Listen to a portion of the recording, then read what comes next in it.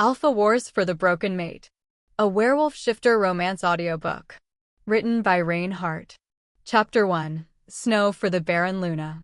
Snow fell like morning veils from the sky. Thick as wool, heavy as silence, it draped the stone pillars of the council hearth in Blackreach, where wolves cloaked in shadow sat like statues carved from frost and iron.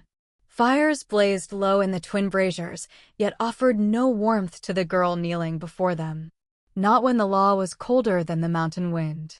Elowyn Ashmere knelt on the ice-slick stones with bare knees and bare feet, the white silk of her ceremonial veil already soaked and half-frozen.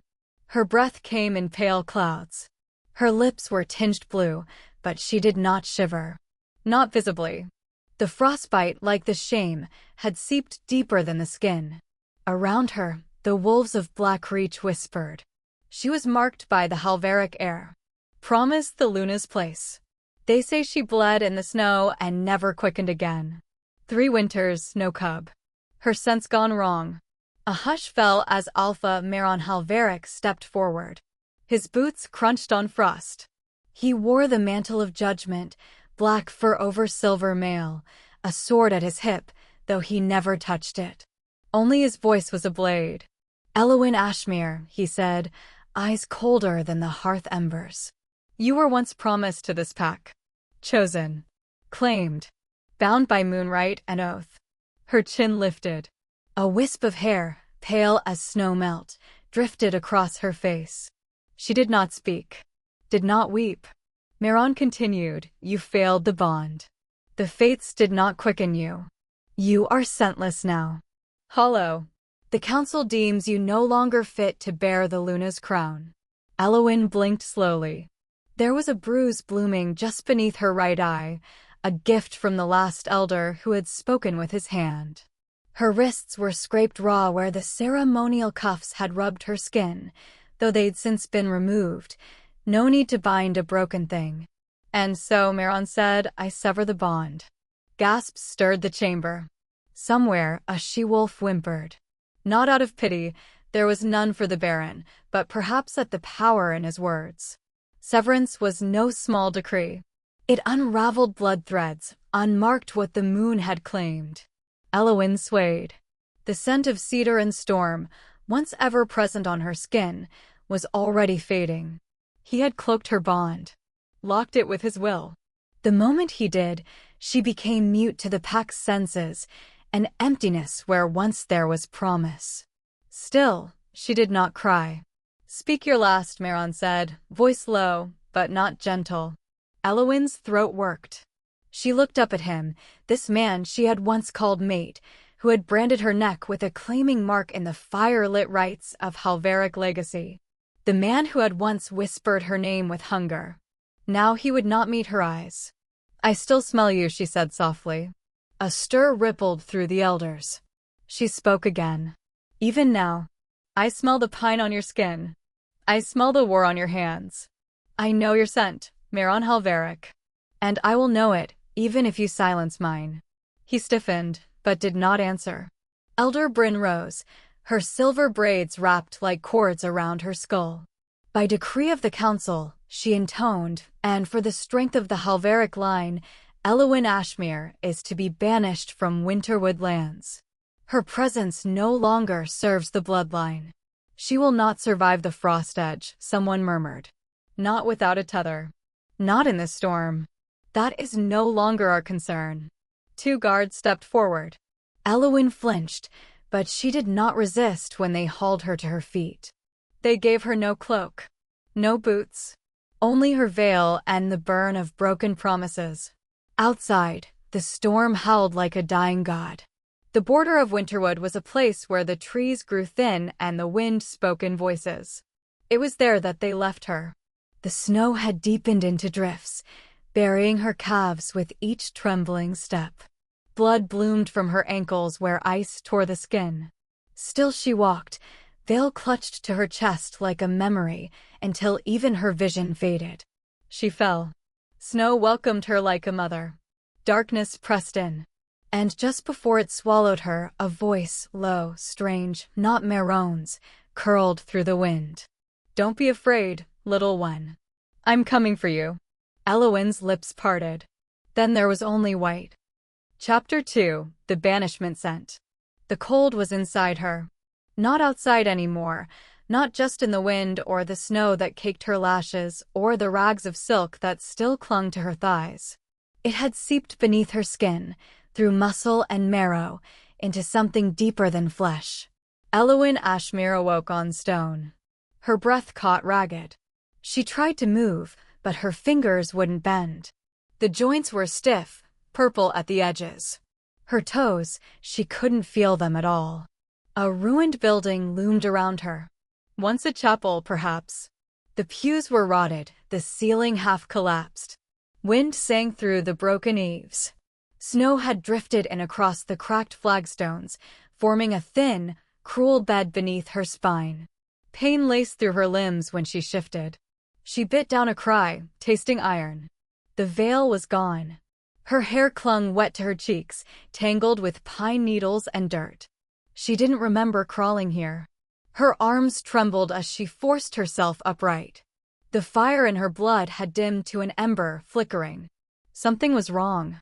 More wrong than before. The tether in her chest, the one that had once hummed with her bond to Maeron, was gone.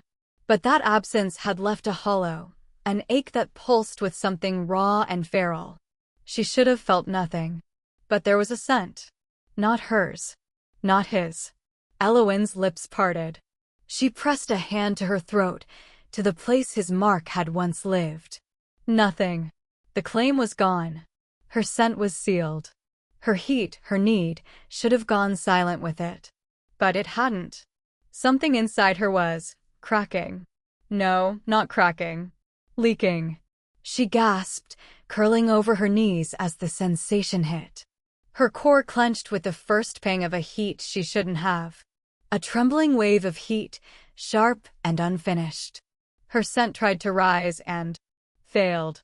The seal Maeron had placed held fast. He'd muzzled her like a beast. The pain that followed made her sob. A whimper escaped her throat, feral, helpless, obscene in its desperation. Her thighs pressed together instinctively, but there was no relief. Only the cold and the slow, terrible betrayal of her own body. She was a scentless omega in heat. She was meat in the snow. And the wolves came. The first one wore Blackreach colors. A young scout. Not long past his first shift, judging by the awkward hang of his coat and the dirt on his boots. He stopped at the chapel's threshold, sniffed the air. What the hell? 2 others joined him. All low-ranking males. No alphas, not truly. But wolves nonetheless. She's still alive, one muttered. How the hell is she still alive? That's Elowyn Ashmere, isn't it? She's in heat. No, she isn't. I can't smell a thing. They stepped closer.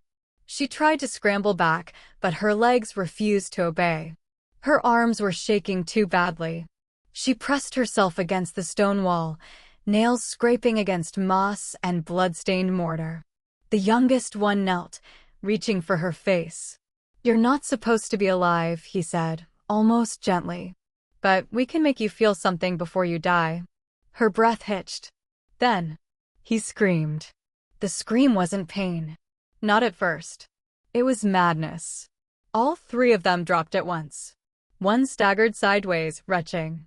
Another slammed his fists into his own skull, eyes wild and rolling. The youngest twisted on the floor, convulsing.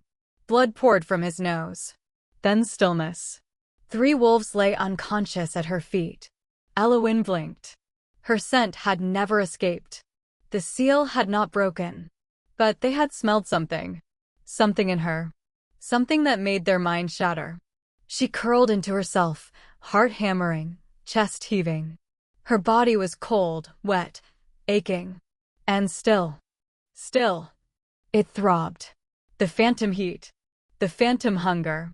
A snarl of need and grief and shame. She didn't sleep so much as collapse. Her body gave out, mercifully, against the stone. She slipped into darkness not because it welcomed her, but because her will had simply run out. And in the dark she dreamed. The dream was warm. That was the first lie. She stood on the edge of a black lake, its surface slick as oil, and wind whispered through pine needles overhead. The sky above was lavender twilight. Someone stood behind her. She felt him before she saw him. The weight of his presence curled around her like a cloak. He didn't touch her. Not at first. Then arms. Around her. He lifted her, slow and certain, against his chest. Her legs hung limp, but she didn't struggle. His grip was strong, careful, protective. She buried her face into his throat. He smelled like rain on wild grass, salt from deep caves, firewood and fur. "I found you," he whispered, low and deep, a voice like coals beneath snow. "I've been looking so long." She tried to speak, but her mouth wouldn't form words. "Elowyn," he said. Not question. Promise. She clutched at him. Her body still ached. But it was a different ache now. Not shame. Not hunger. Safety. She didn't see his face. Only light. Gold light. Eyes, glowing like moons reflected on black water. Then, the dream shattered. Elowyn woke with a gasp. It was still night. Still cold. But there was something on her. A cloak. Not her own. A heavy wolfskin mantle, thick and dark, lined with old fur. It had been wrapped gently around her while she slept. Tucked beneath her chin. Covering her legs. Shielding her from the snow. She sat up, blinking. The wolves were gone. No tracks. No scent. No memory. But the cloak. It smelled of alpha. Not Maeron. Not any wolf she knew. A scent older, wilder. And tucked inside the fold of the cloak, near her heart, was a whisper of a name that had never been spoken aloud. Evric. Chapter 3. Scars Where He Bit Me. The temple smelled like incense and silver. It burned in Elowyn's lungs long before her eyes adjusted to the firelit gloom. Even half-conscious, her body recognized where it had been dragged, not carried, through the blood-rusted gates of Darkmoor Temple and into the belly of Maeron Halveric's private sanctum. She lay on the cold slate, arms bound behind her. Her legs refused to move. Snowmelt still clung to her lashes. Someone had stripped her of the wolfskin cloak, left her in the same ragged shift she'd collapsed in. A pair of boots moved into her view. Maeron. His voice followed, clipped and sharp. How long was she exposed? "She survived nearly 4 days, Alpha," said Elder Bryn's voice, tighter than usual. No recorded signs of scent release. "But the patrol reports," she hesitated. "They said she triggered a breakdown." Maeron's silence was heavier than the room. Elowyn blinked slowly. She tasted her own name on the edges of their conversation, but they wouldn't say it aloud. Not properly. Not now that it was a stain. Someone knelt beside her. Fingers pressed to her jaw. "Open her mouth," Maeron ordered. Rough hands obeyed. She whimpered. The cool rim of a silver vial touched her tongue. The bitterness that followed was unlike anything she'd known, sharp, numbing, and cold as betrayal. "It's done," said a voice. "Not yet," Maeron replied. He walked away from her. When he returned, it was not with warmth or blanket or apology. It was with a basin of moonsteel water and a ceremonial blade. "I am the High Fong," he said aloud, addressing the elders. "It is my right to cleanse what once bore my mark. By flame and metal I strip the bond." Elowyn's breath caught. The bond was already gone. What more could he take? But she did not speak. Not until he reached down, fingers at her shoulder. The fabric tore. Her Luna's mantle, white silk, once embroidered with frost leaf patterns, fell to the ground like a shed skin. She shivered, spine arched, not from pain but from exposure. From knowing what was coming. "Remove the rest," Maeron said. None of the elders moved. So he did it himself. He dragged the shift down her back, baring the soft place below her neck, the hollow where his bite had once bled her. Her mark was faint now, a bruise barely clinging to memory. But to Maeron, it was more than a scar. It was proof. He pressed the silver blade to it. Elowyn inhaled sharply, and the burn began. The metal kissed flesh and seared. She did not scream, only trembled, her cheek pressed to the stone, her breath fogging against it. The pain was white, wide, endless.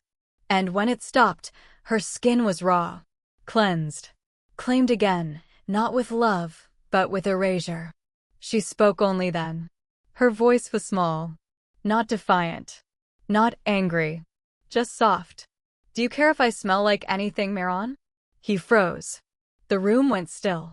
Then came the sound of him standing, slow and deliberate. He did not answer. Not with words. Instead, he dropped the blade into the basin with a hiss. "Put her in the lower chamber," he said to the guards. "But, Alpha," I said, "put her there. Strip her name from the roster. No titles. No scent rights. No heat registry. She no longer exists in this circle." He turned on his heel and strode out before the sound of her voice could catch up to him again. Night in the lower chamber was a coffin. No windows. No scent trails. No warmth. Elowyn lay curled on the stone pallet, shivering beneath a thin fur that stank of mold and old wolves. Her back throbbed where the blade had burned her. Her thighs were scraped. Her wrists chafed from the restraints. She didn't cry. She didn't sleep. Only drifted in and out of that aching in-between, where memory pulsed louder than the present. In the dark, she could almost feel the dream again. That lake. That voice. But it didn't come. And she was alone. Elsewhere in the temple, Maeron stood at the edge of the high balcony, overlooking the winter courtyard. Torches guttered in the wind. The moon was just a sliver, weak and distant. He should have left hours ago. There was a meeting with the Western sentries. An envoy from the Hollowborn Pax. A scout from Thornefell had sent word, though no one dared say the name aloud. But he couldn't stop thinking about her. The silence of her mouth when he'd burned her. The stillness in her spine as she lay there, open and cold and not broken. He'd expected her to scream, to beg. But instead, she had whispered that one question. "Do you care if I smell like anything, Maeron?" It had pierced deeper than his blade ever could. He exhaled sharply and turned. By the time he reached the lower chamber, it was past midnight. He stood outside the door, hand braced against the frame, heart thudding in a way that made him furious. He didn't even understand why he was here. But he opened the door anyway, only to find nothing. The cot was empty, the furs undisturbed. Only one thing remained. A breath. Not even a scent. Just the faintest ripple of air. A trace of something floral, soft, almost warm. It lingered where she had been. A ghost of what should have been her heat. He stepped inside. The air around him curled, thick with memory, and it wasn't just warmth. It was presence. His wolf snarled beneath his skin. Not because Elowyn was gone, but because someone else had found her first. Chapter 4. The dream Alpha bears his throat. The snow had swallowed her. And perhaps, she thought distantly, it would be a gentler fate than fire. Elowyn didn't remember how far she'd run after slipping past the temple gates. She remembered only the hush of the mountain, the breath of pine and ash in the wind, the smear of stars beyond frostbitten lashes. Her feet bled. Her hands were raw. The only warmth she carried was a fading trace of a scent not her own. She didn't know where the valley began, only that she was falling. Down a slope, over the ledge of the dark world she once knew and into something else entirely. The cold softened. Then nothing. In her dream, there was no temple. No stone floor. No collar around her name. Only moonlight on water and a quiet far too tender for the world she came from. Elowyn stood at the edge of a lake. Its surface rippled like silver silk, dark beneath the stars. Tall grass brushed her ankles. The air was thick with the scent of night bloom and wet earth, and her breath didn't mist in front of her, warm, unshaking. She wore no coat. No wound throbbed on her back. Her skin, usually so bruised and brittle, felt light. Alive. Across the water, someone stood watching her. She didn't know how long he had been there, or how she knew he was waiting. He stepped forward. Slowly. Deliberately. Golden eyes, bright as midsummer sun, locked onto hers from beneath silver-streaked hair that caught the moonlight like a crown. He was tall, barefoot, dressed in nothing but dark wool and quiet power. His scent came not as a wave, but a promise, clean, earthy, edged in something bittersweet. He didn't speak at first, just lowered his head and bared his throat. The gesture undid her. He exposed the vulnerable curve without shame, without command. He didn't demand her scent. He offered his. He didn't ask her to kneel. He did. "I'm sorry," he murmured, voice low as the tide, rough as gravel. "You were never meant to suffer this." She couldn't move. He looked up. "The bond you bear, it's not yours." Her lips parted, but nothing came out. Her throat was too dry. Her mind too slow. Another took what was not his to mark. His voice darkened, but not with rage, with sorrow. "And now you burn with a scent that's sealed." "I don't," she whispered. "I don't know you." "You will," he said simply. "I am Evric Thornefell." That name echoed in the place between her ribs. She flinched. His eyes gentled. "Close your eyes," he said, extending a hand. "I'll show you what was meant." She didn't take it. She couldn't. Instead, she closed her eyes. And the lake rippled. She felt the press of his presence without touch, his heat without claim. No dominance. No pull. Only a quiet invitation to exist, whole, scented, untouched by fire. "You are not weak," he said, the words falling like snow. "You are unchosen. And still, you survive." Her breath trembled. His voice was barely more than a hush now. "If you let me, I will never take. Only guard." She opened her eyes. But he was gone. And the water stilled. She woke with snow on her lashes and breath in her lungs that didn't belong to her. Something warm curled against her side. A low growl, deep, protective, hummed from the shadows beyond her vision. She blinked against the white light. A wolf stood before her. Huge. Silver-pelted, gold-eyed, and still with steam rising from its back where snow had tried and failed to settle. It stood between her and the world. More precisely, between her and the scent of wolves, Darkmoor wolves, their signature sharp with fury, salt, and iron. She tried to sit up, but her limbs refused. Her body was still too weak. Her core too wrung. The wolf growled again, louder now, and the sound echoed across the hollow like thunder. Somewhere beyond the tree line, the scouts retreated. She didn't know how many. Didn't care. Only knew the giant creature hadn't let them pass. Its body shielded hers completely. And when the danger was gone, it turned to her. Its golden eyes met hers. Not beast eyes. Not rabid. Something human flickered there. Something known. "Elowyn," she whispered. And the wolf stilled. Later, in the shelter of a cave tucked beneath a crag of frost-veined stone, she curled against him. The wolf had not left her. Had not spoken. Had only nudged her gently with his nose, guided her into safety, and lain beside her like a hearth. She pressed her cheek to his side. His fur was softer than she expected. Warm as sleep. He smelled like lake water and cedar. His chest rose and fell beneath her palm. "Why?" she asked the silence. "Why would you protect someone like me?" No answer came. Only breath. She shifted closer. "I'm not marked," she murmured. "Not really. Not anymore. They erased me. Said I had no scent." The wolf rumbled softly. Not a growl. A breath. She clutched a handful of his fur, knuckles white. "I can't fight them. I can't even run far." Her voice cracked. "But if you're real," she whispered, pressing her face into his warmth, "if you're really from that dream." She hesitated. And then said it. Simply. "I won't let you go." The wind outside howled against the mountain. The night deepened. Inside the cave, she slept against the chest of a wolf who did not leave her. whose throat had once bared for her, whose presence stilled the ache without demanding the bloom of her scent. And far above, the stars burned low.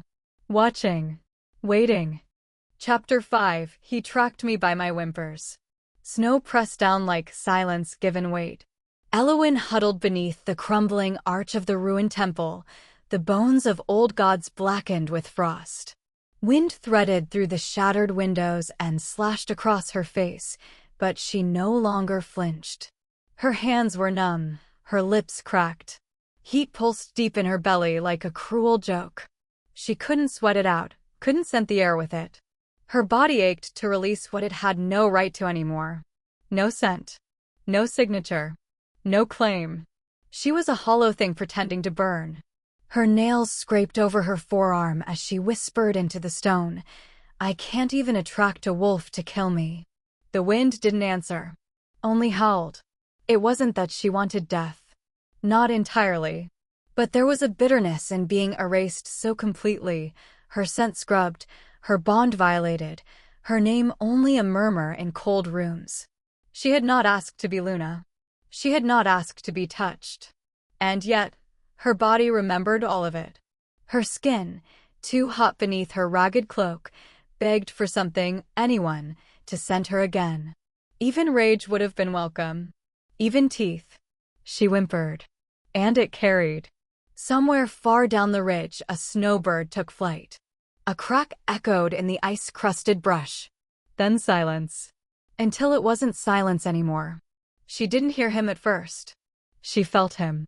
A presence like smoke and iron, all edges and breath. Then a shadow stretched over the archway. Elowyn. His voice didn't shout. It slithered. She looked up slowly, as if the motion would break her. Her muscles trembled under the weight of her own heat. He stood against the snowfall, cloaked in midnight, snow crusting the hem of his boots. His face, impossibly untouched by wind or fatigue, carved from fury. Maeron Halveric. Her bondmate. Her violator. He stepped into the ruin like it still belonged to him. She flinched, back hitting the cold stone. He crouched. And seized her. Fingers locked in her hair, dragging her from the alcove like a carcass being hauled to an altar. She cried out, a small, strangled sound, and his eyes glinted in response. "You still make that sound," he said, voice too calm. "Even without a scent to pull me." Her knees buckled. He caught her by the jaw. "Don't pretend this isn't what you wanted," he whispered, thumb brushing her split lip. "You run, you crawl, you weep into stones, but every whimper you make reaches me." She closed her eyes. He shook her. "You thought you could disappear," he growled. "But you forget what I am, little thing. You forget what blood runs in me. I tracked you by the sound of your throat breaking." "Please," she managed. He stilled. The sound of that word, too soft, too familiar, twisted something behind his eyes. "Please," she whispered again, voice catching, "just leave me like this. Let me fade." A muscle ticked in his jaw. "You'd like that, wouldn't you? To be scentless. Untouched. Forgotten." He shoved her down, not cruelly, no more than usual, but the impact still jolted her bones. She didn't resist. He crouched beside her, watching. Waiting. Then his voice cut the cold again. "Where's your heat now?" he asked. "Where's that delicate little scent that once coated my fangs?" She stared at the stone above her. He bent lower.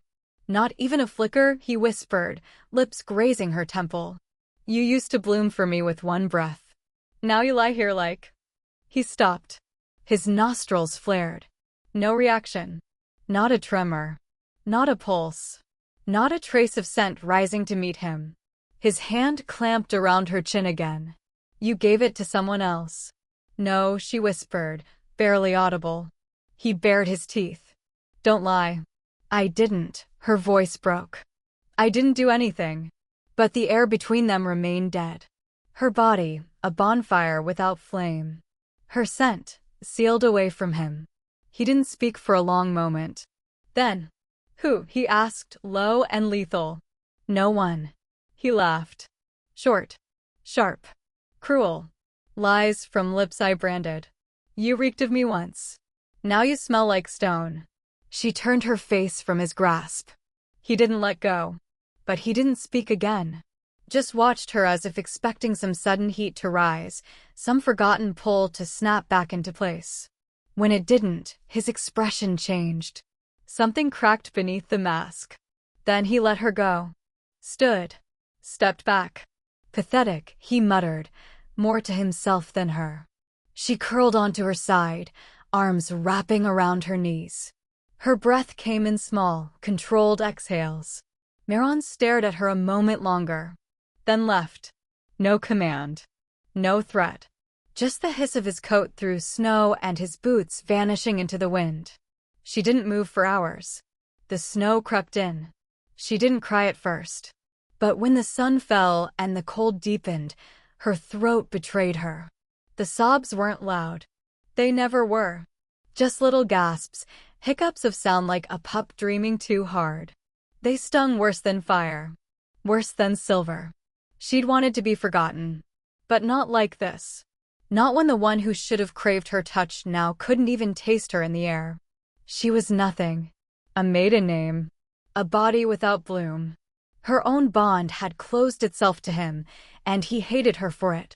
She hated herself more. Somewhere between sleep and breaking, she whispered it. The name that hadn't left her since the dream.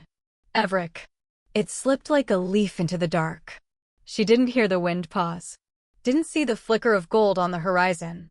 But far beyond Snowgrave Ridge, in the wild where no pack ruled, a man stirred from sleep.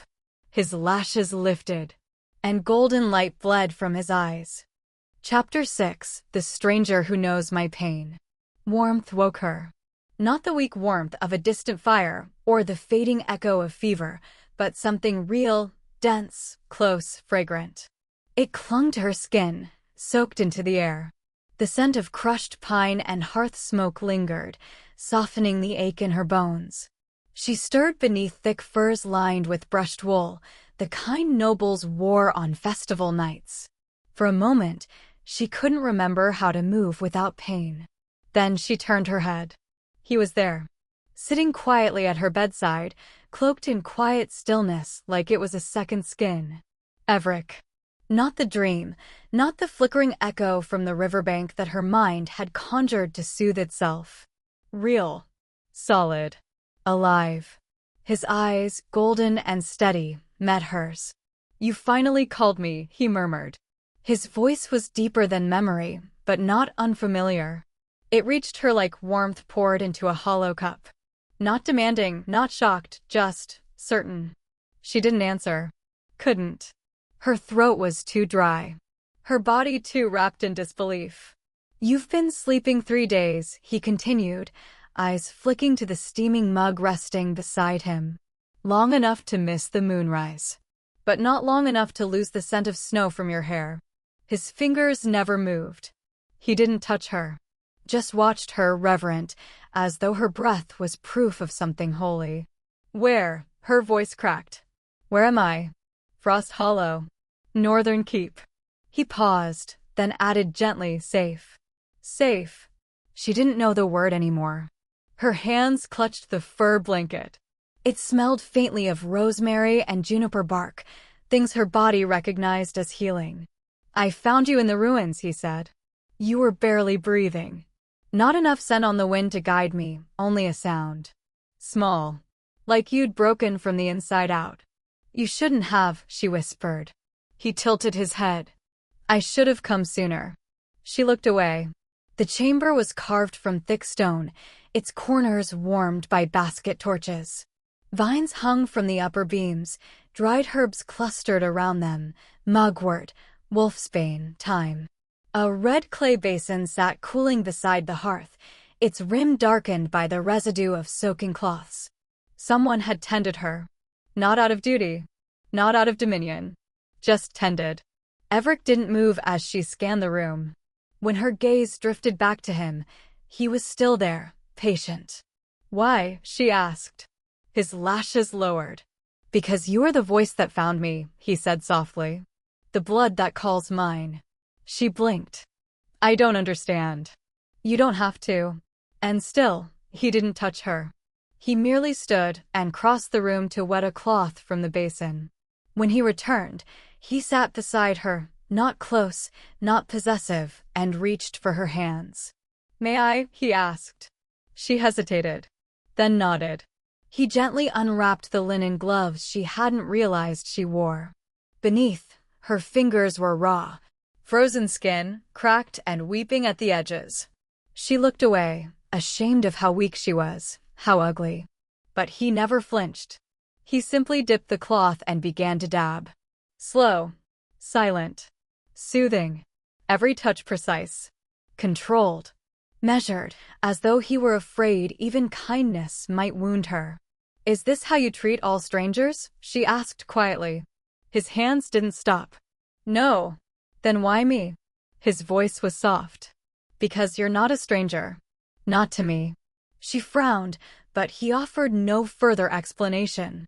Later, a healer arrived. Older, with moon-colored braids and hands that smelled of beeswax. She asked questions in a whisper, checked her pulse, adjusted her furs. Evric stood nearby the entire time, arms crossed, not interfering, not watching her like a man who believed he owned her, but like a wolf at the mouth of a cave. When the healer left, Elowyn whispered, "He's not like the others." She wasn't sure who she was saying it to. That night, she dreamt of stone halls and old songs. When she woke, the blanket had been pulled to her chin, and a warm mug waited beside her again. Evric wasn't in the room, but the fire hadn't gone out.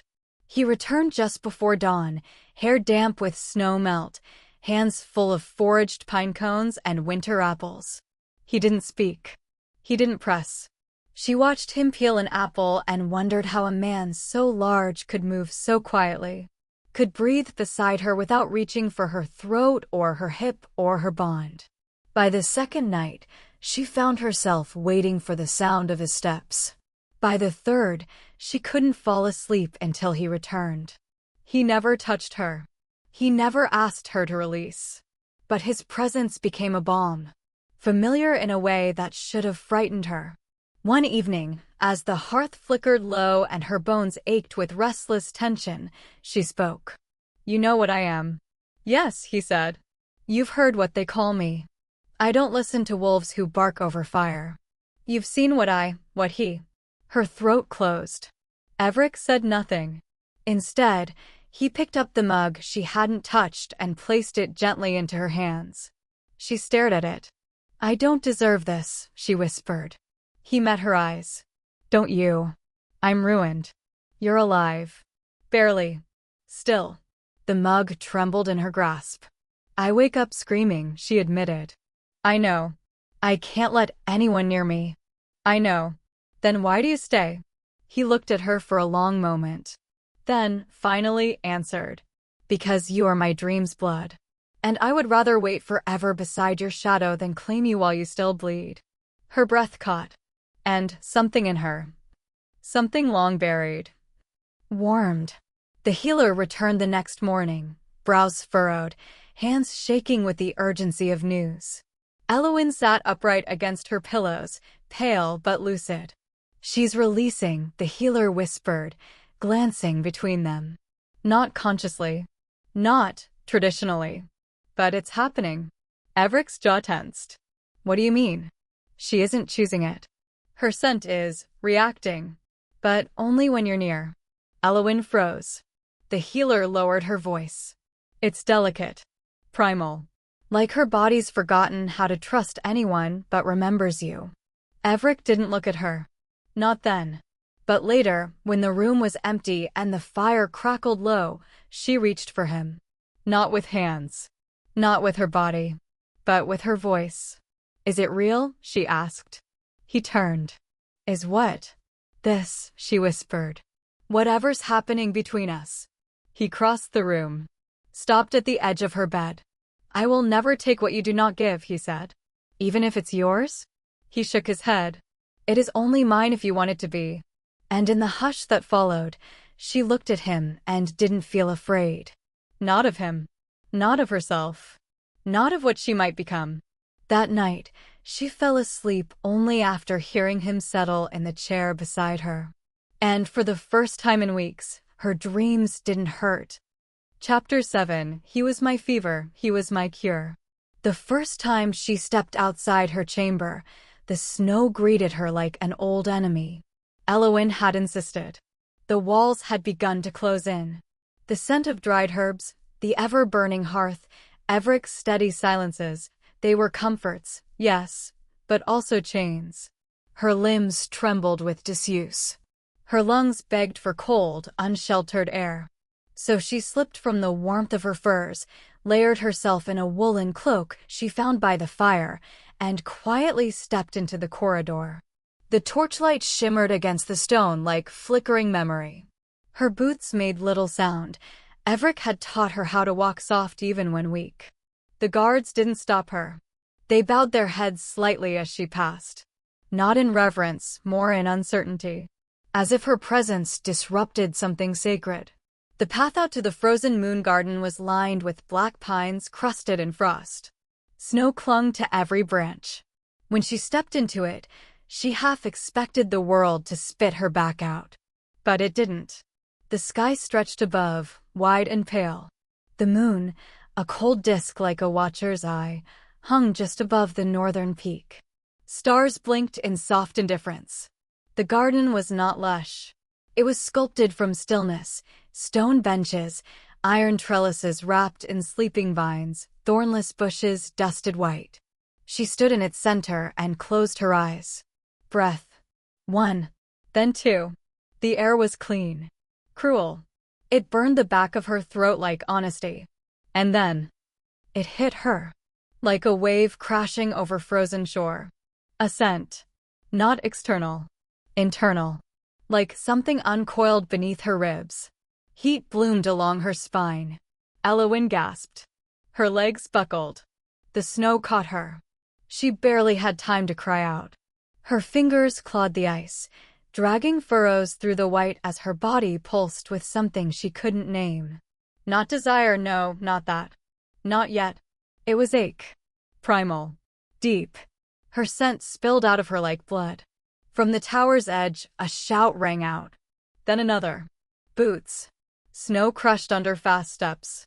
Voices rising, male, sharp, unsteady. Elowyn. She's God's, that scent. It's her heat. They didn't dare touch her, but they drew close. Too close. The night pulsed with danger, with curiosity masked as concern. The same way hunger sometimes wore the face of mercy. She couldn't scream. Couldn't move. Could only lie there, burning alive in her skin, her mouth trembling with the effort to stay silent. And then, a roar. Not a shout. Not a voice. A sound that split the cold in two. The guards staggered back. A blur of shadow broke through the frost-crusted trellis. Evric. His cloak flew behind him like torn storm clouds, and in 3 strides he was on her, kneeling, arms already around her. Not touching skin. Not even her hair. But wrapping her in his cloak, hiding every trace of her scent from the open air. His voice cracked like thunder. She is not yours to scent. Silence. The kind that follows a kill. Even the wind stopped. She's not prey, he growled, fangs glinting behind clenched teeth. You smell her again, and I'll tear the memory from your tongue. They scattered. No protest. No hesitation. Only snow in their wake. Evric cradled her against him, careful as one might carry a splintered relic. Her body convulsed with heat, her hands fisting in the folds of his cloak. I see can't, she whispered. You don't have to, he said. He carried her. Not back through the garden, but down, through the stone stairs that led beneath the keep, past familiar walls and deeper into silence, until the rooms grew darker and only one hearth glowed in the corner. Her room. Her safe place. He laid her on the furs without letting her go cold for even a breath. The cloak stayed around her. He didn't unfasten it. Didn't touch skin. He didn't shift, not yet. He didn't move away either. She curled inward, body spasming under a fever that came from no wound. Her voice was a cracked whisper. I wanted to stop. I know. Touch makes it worse. I won't. Even yours. I know. Her breath hitched. But I don't want you to leave. He didn't. Instead, he shifted. The sound was quiet, bones rearranging, fabric stretching, breath deepening. A soft huff of air. And then, the weight of his presence. Wolf. Massive. Black as store shade, verdusted with snow. He didn't climb onto the bed. He curled at its base, blocking the door, facing outward. Every breath of hers synced with the slow, rumbling tide of his own. Her scent still leaked, still pulsed, but the panic that came with it ebbed. Because he wasn't claiming. He wasn't even watching. He was guarding. As though her pain was something he could devour instead. The hours passed in pulses. She drifted between wake and sweat-laced fever, her body clawed open from the inside by heat that refused to resolve. Evric never moved. Not even when she whimpered. Not even when she begged the air for release, for silence, for oblivion. And when her voice finally cracked into quiet words, they weren't meant to be heard. But he did. Maeron never touched me either, she whispered, eyes unfocused. He wanted to. But he never did. Evric's ears flicked. She breathed, slow and shaky. But he never made me feel clean. You do. The wolf didn't respond. But his breath trembled once. Just once. And if she'd been more awake, she might have seen it. The single tear that slid from golden eye to furred cheek, vanishing into black. Morning rose. Soft and gray and cold. The fever passed with the light. Elowyn awoke drenched in her own skin, heart slow, lips dry. The cloak was still wrapped around her. Evric was gone. But the scent of pine and storm lingered like a memory beside her pillow. And for the first time, she felt no shame. Just quiet. Just warmth. Just something almost like peace. Chapter 8. His hands were gentle where you burned me. The stone walls of the healing cavern pulsed with the warmth of fire-root lamps, their dim glow flickering like the heartbeat Elowyn could barely feel. She sat draped in linen, legs curled beneath her on the low cot, the air heavy with the scent of salve and wet minerals. Her shoulder still ached, though the bite had long since scabbed over. But it wasn't the scabbing that worried Thessaly. It's not healing, the healer murmured, fingers cool and steady as they hovered just above the bruised edge of the old wound. The flesh knits, yes. But the bond doesn't break.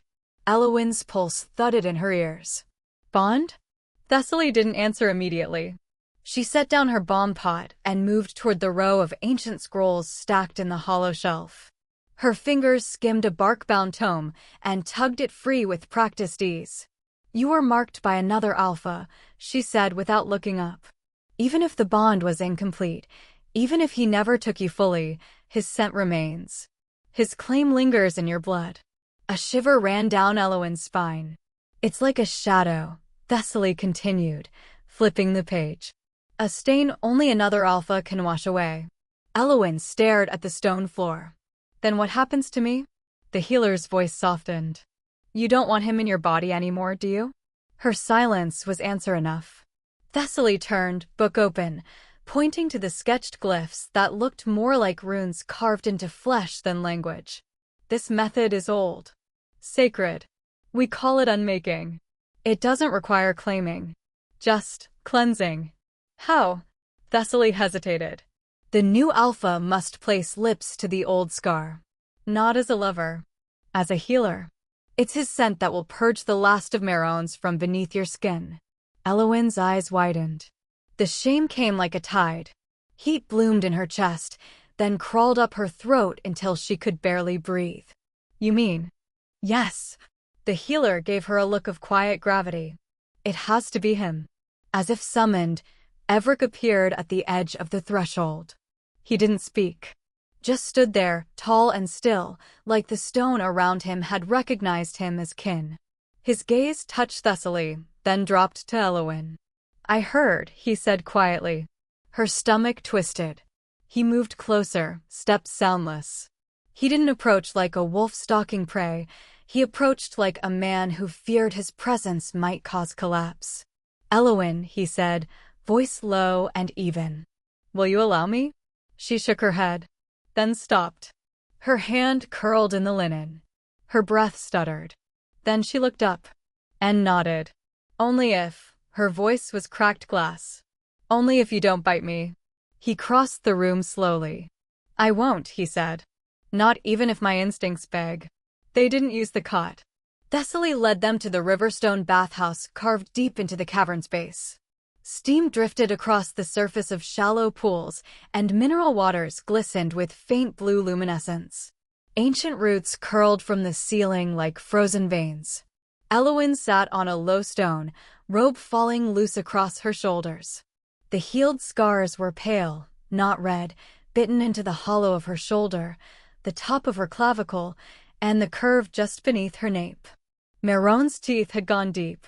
Even now, she felt them like ghosts. Evric knelt before her. He didn't ask again. She'd already answered. He reached forward, slowly, and pulled the linen lower with careful hands. The robe slipped down her arms, bearing the marks. Her body trembled. He didn't begin with lips. He started with breath, soft and warm, fanning over her collarbone. Then, a kiss. Not a lover's kiss. Not yet. It was reverent. Mouth barely pressed to skin. Then another. Lower. His lips found the mark on her left shoulder. He lingered there, tongue tracing the jagged edge of the scar where Maeron had once claimed dominion. Elowyn shuddered. Tears burned her eyes. But she did not move away. Evric kissed the next mark, just above the heart line of her clavicle. "I won't mark what he did," he whispered against her. His tongue swept across her skin, slow, deliberate, like he could undo each layer of memory with careful touch. The heat of his mouth chased away the ache, the filth, the ghosts. "You're not ruined," he said. He moved to her back. Her breath caught. "I feel ruined," she said, tears slipping down her cheeks. His lips traced the scar near her nape. "You're not." His tongue followed the old wound, gentle, like rain softening ash. "I feel like I'm wearing someone else's name." "You're not." She choked back a sob. He didn't even ask. Evric's mouth stilled. Then, softly, he kissed her there again. "Then I will never take without permission," he murmured. "Not even your pain." Another kiss. Another slow sweep of tongue. Each press of his lips stole something from her. Fear, shame, the memory of Maeron's breath on her skin. Her eyes blurred. Her body sagged. But he never asked for anything in return. When he reached her front again, he cupped her cheek. "Elowyn." She blinked up at him. He touched her brow with his. "I don't want to take you. I want to give you back to yourself." She reached up, hesitant, trembling, and let her fingers curl around his wrist. "Then don't go." "I won't. Even if this is just my mind trying to keep me from breaking. Even if you're not real." His gaze softened. "If I'm your illusion, I'll stay until you're strong enough to let go." She leaned into him, pressed her wet cheek to his chest, and breathed. Later, when the light from the mineral springs began to dim, and her body gave out from exhaustion, he helped her into the warmer chamber. He didn't dress her. He wrapped her in furs and held her like something sacred. Her fingers clung to the fabric at his collar. She didn't speak again. But as sleep dragged her down, she whispered, "If you're a dream, don't leave me before I wake." His answer was a kiss to her temple. And silence. The kind that promised more than any vow ever could. Chapter 9. The Alpha Who Smelled Me Again. The forest was quieter than usual. Snow weighted the pine branches in gentle arcs, muffling every footfall. Even the birds had fled somewhere deeper, as though something unseen had taken up residence among the trees. Elowyn exhaled slowly. Her breath spiraled into the air in a ghostly plume. For once, she wasn't running or hiding or aching. Her boots pressed into the snow along a narrow footpath that wound just beyond the perimeter wall of Frost Hollow's outer ward. She wasn't supposed to wander alone, but she'd begged Thessaly for a moment, just a moment, outside the stifling warmth of the healing caverns. "I won't go far," she'd promised. It was foolish. She knew it the moment she stepped into the silence. But it had been so long since her skin felt the bite of real winter wind. Since her lungs filled with unfiltered air. Her senses had been dulled from incense and tinctures and Evric's constant shadow. Now, in the open, it was like waking up. Like remembering she had a body, a voice, a self outside the fog of her own damage. She pressed a hand to her chest, where no mark remained, only phantom pain. Then she tipped her head back, letting snow kiss her lashes. The wind shifted, and with it came the howl. Low, long-laced with a cadence she hadn't heard since. She froze. Every hair on her arms lifted. The sound wasn't near, not exactly. It came from beyond the tree-line, deep past the silverage, far enough it should have been swallowed by wind. But it wasn't. Her mouth went dry. "No," she whispered. Then something else drifted to her on the breeze. Not a sound. A scent.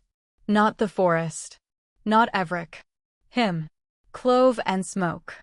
Hunger and cold. Alpha. Maeron. The world titled. She spun, ready to run, but her knees buckled beneath her. The snow didn't catch her softly. Her fall was graceless, body twisting, shoulder biting into the crusted earth as she collapsed in the frost. The scent thickened. She tried to scream, but her lungs had locked up. The bond, faded, severed, smothered by Evric's scent, snapped taut like a chain yanked from the dark. He's not supposed to still have that power. And yet, her fingers clawed at the snow. A shadow moved between the trees. She didn't see him, but she knew. He was watching. He didn't need to speak. Didn't need to appear. He'd left something behind.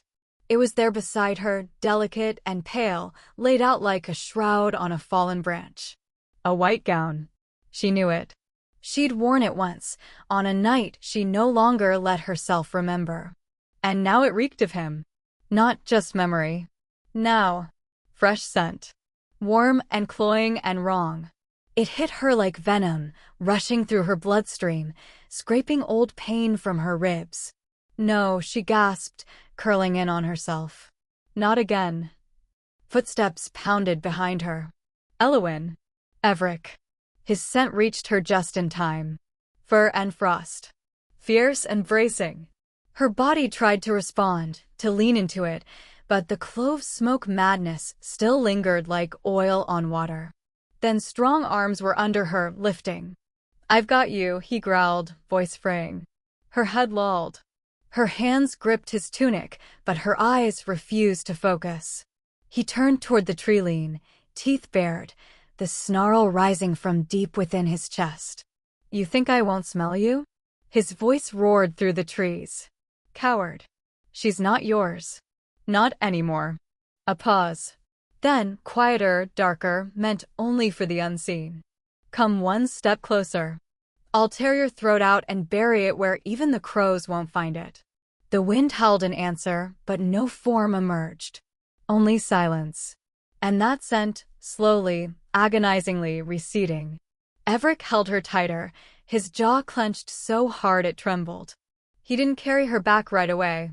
He knelt in the snow with her cradled against his chest, rocking ever so slightly, his lips brushing her hair. "I told you not to go alone," he whispered, but there was no anger. Only fear. Her body still trembled. "His scent shouldn't be able to reach you here. Not past the border. Not after what we did." He looked toward the woods again, gaze burning. "But he's testing it. He's learning how far he can push."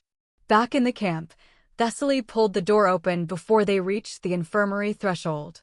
Her eyes widened at the sight of Elowyn limp in Evric's arms. "Not another spell," she said tightly. Evric didn't speak. He brushed past and laid her down on the cot with mechanical precision. Elowyn moaned softly, hand curling to her abdomen. "She's burning up again," Thessaly muttered, pressing a cloth to her brow. "But it's not heat from within." Evric turned, pacing. She said it, he snapped. He's still in her blood. That's impossible. He stopped, facing her. He left a scented dress. He howled beyond the ridge. And she collapsed. You think this is a coincidence? The healer paled. He didn't come for her body, Evric said, lower now. He came to remind her he still can. Hours later, after potions and cooling stones and whispered spells, the heat finally broke. The sweat on Elowyn's brow began to dry. Her breathing evened, though her lashes still trembled like leaves in the wind. Evric sat beside her. He hadn't left her side. The white gown had been burned. He'd set fire to it himself. But the scent lingered.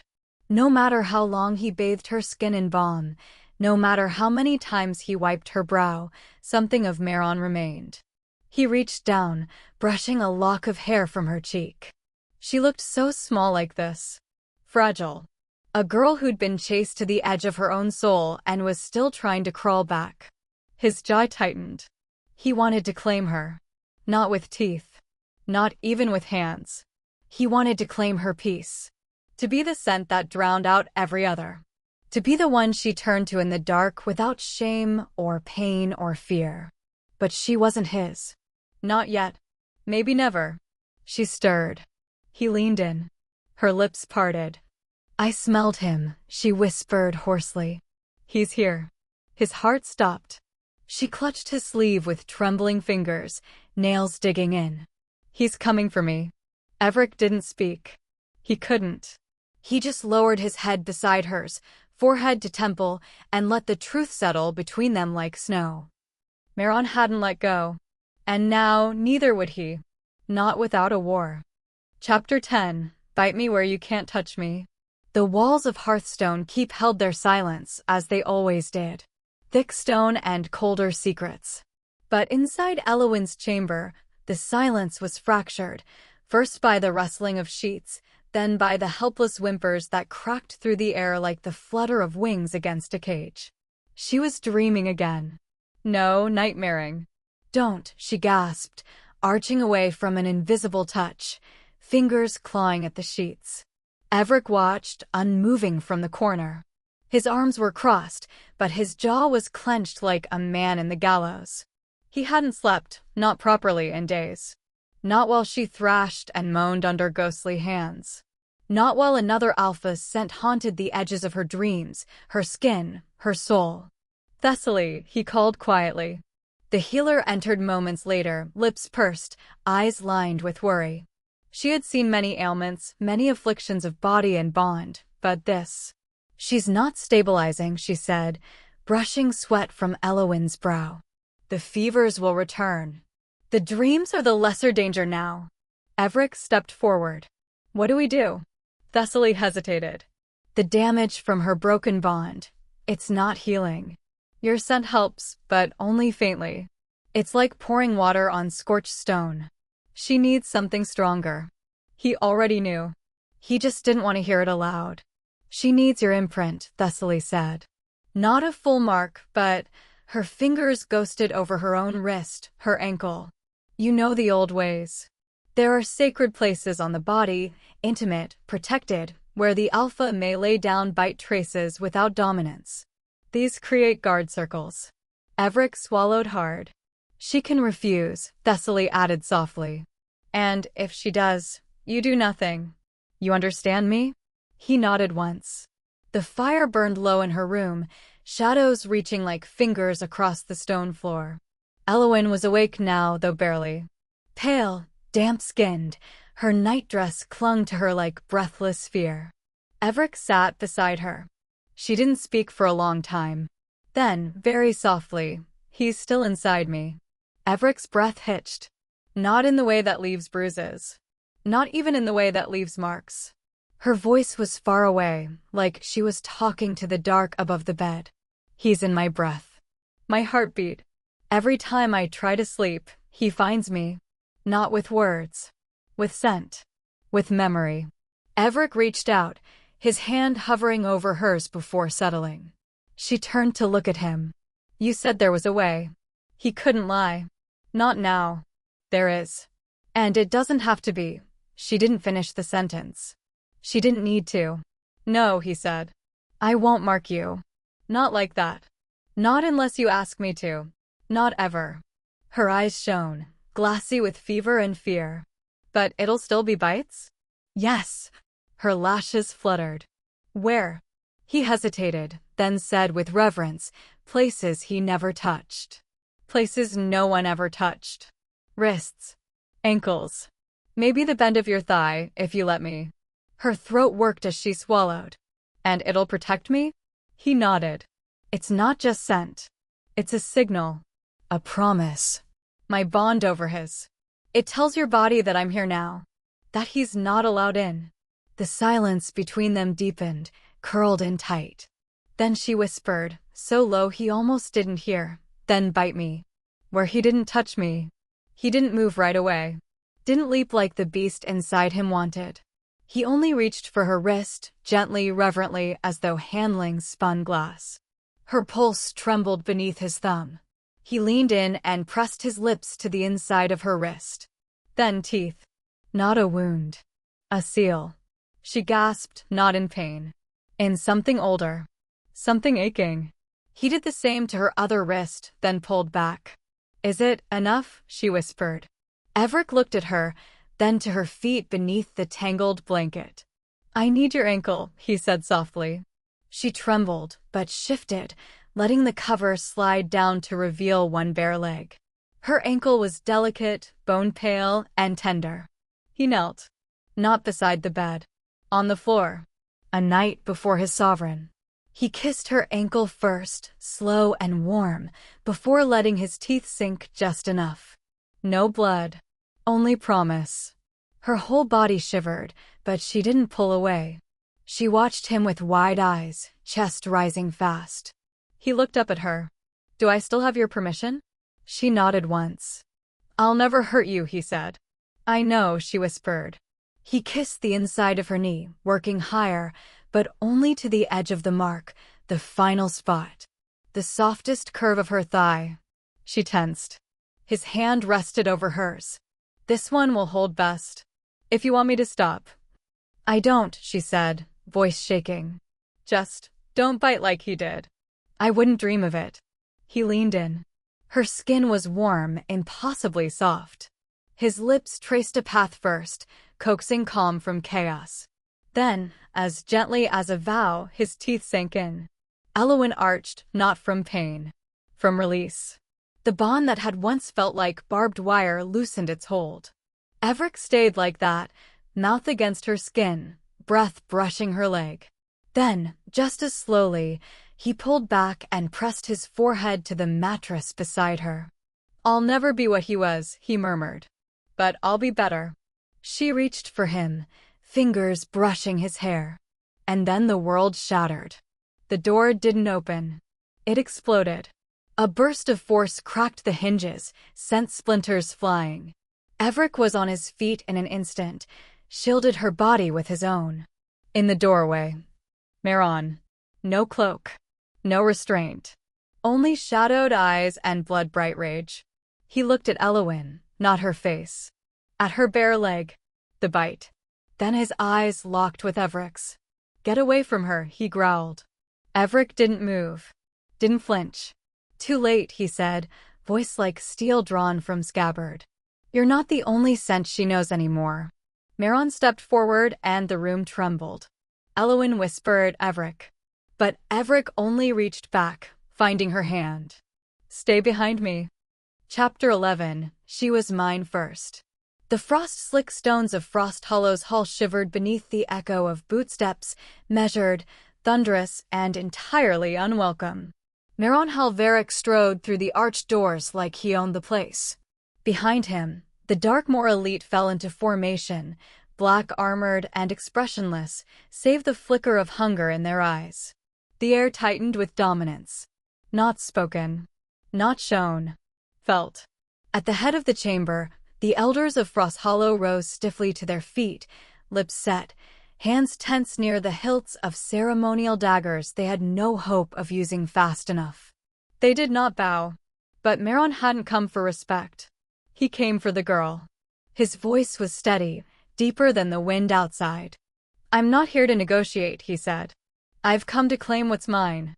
Evric stood on the opposite side of the room, stone-faced, his wolf just beneath the surface. His palms twitched against the arms of his chair, but he didn't rise. "Not yet." "You'll want to clarify that," said one of the Frost Hollow commanders warily.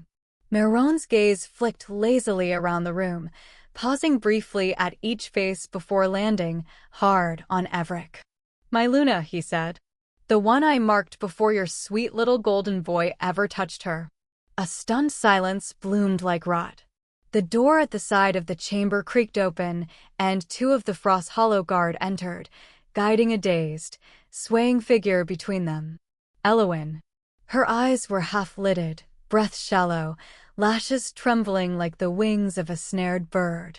She wore a pale robe, hastily thrown over her nightdress. Her scent, muffled beneath layers of suppression salves, barely registered in the air, but even so, both alphas felt the pulse of her presence like a second heartbeat in the room. She was placed gently into the high-backed seat beside Evric. Her knees buckled. He steadied her. His fingers grazed her wrist, where his bite still lingered beneath the gauze. Maeron stepped forward. She flinched before she even looked at him. He smiled. "You still cry like a little thing in the dark," he murmured, just for her. "Did no one teach you how to look a wolf in the eye?" Elowyn's lips parted, but nothing came out. Maeron turned to the council.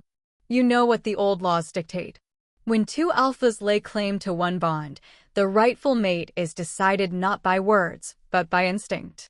Evric's voice cracked the silence like a whip. "She's not a prize. She's not your property." Maeron's mouth curved. "Then why do you send her like she is?" A flicker of something darker passed through Evric's eyes. But he didn't answer. Maeron stepped into the center of the chamber, boots echoing loud as judgment. "I invoke the ancient right. Trial of claim. You know the rules." One of the elders spoke, voice brittle. "Both alphas will enter mental resonance. The bond that holds her strongest determines the rightful mate. Time limit, 2 minutes. "She hasn't agreed," Evric said coldly. Maeron tilted his head. "She did once." Evric stood. "And she withdrew. You know that bond was severed. Was it?" Maeron's eyes gleamed. "Tell me, Thornefell, when you sleep beside her, do you smell yourself? Or do you still catch me?" Evric growled low in his throat, the kind of sound that preceded violence. But Elowyn stirred beside him. Her fingers gripped his sleeve, eyes unfocused. "Don't fight," she whispered. Both alphas stilled. "I'm tired," she said. Maeron approached slowly. He didn't touch her, just leaned low enough to let his breath brush her cheek. "Your scent," he said softly, "is something I crafted, Elowyn. You remember that, don't you? You were blank when I met you. Like snow. And I painted you in my storm. Every gasp. Every tear. That sweetness on your skin, it was all mine." Her breath hitched. Evric stepped between them at last, forcing Maeron back with nothing but a glare. "She belongs to herself." Maeron's smile sharpened. "Then let's ask her. Let her instincts choose." The elders conferred in hurried, low voices. One of them finally raised his hand. "The right is invoked. But the girl must speak." All eyes turned to Elowyn. She blinked slowly, painfully, then said, barely audible, "If I say no, he'll take it anyway." Maeron didn't deny it. Evric's jaw locked. She turned to him, her voice breaking. "You gave me bites that didn't hurt. Places no one had touched. But he already locked away the parts that mattered." She looked at Maeron then. "You sealed my scent. You made me disappear." A flicker of something unreadable passed through his gaze. "And you're still wearing the void I left, aren't you?" he said, voice like crushed velvet. "You think anyone can find you in that fog but me?" Elowyn trembled. "Then what more do you want?" she whispered. "You took my scent, my bond, my name among your wolves. You made me forget how to feel safe. Isn't that enough?" Maeron leaned in, his voice low and brutal. "No," he said. "I want you to cry your way home." She didn't answer. But she didn't stop the guards when they led her to the center of the chamber. The arena floor, the place of judgment, both ancient and cruel. 2 alpha chairs sat on either side, facing each other.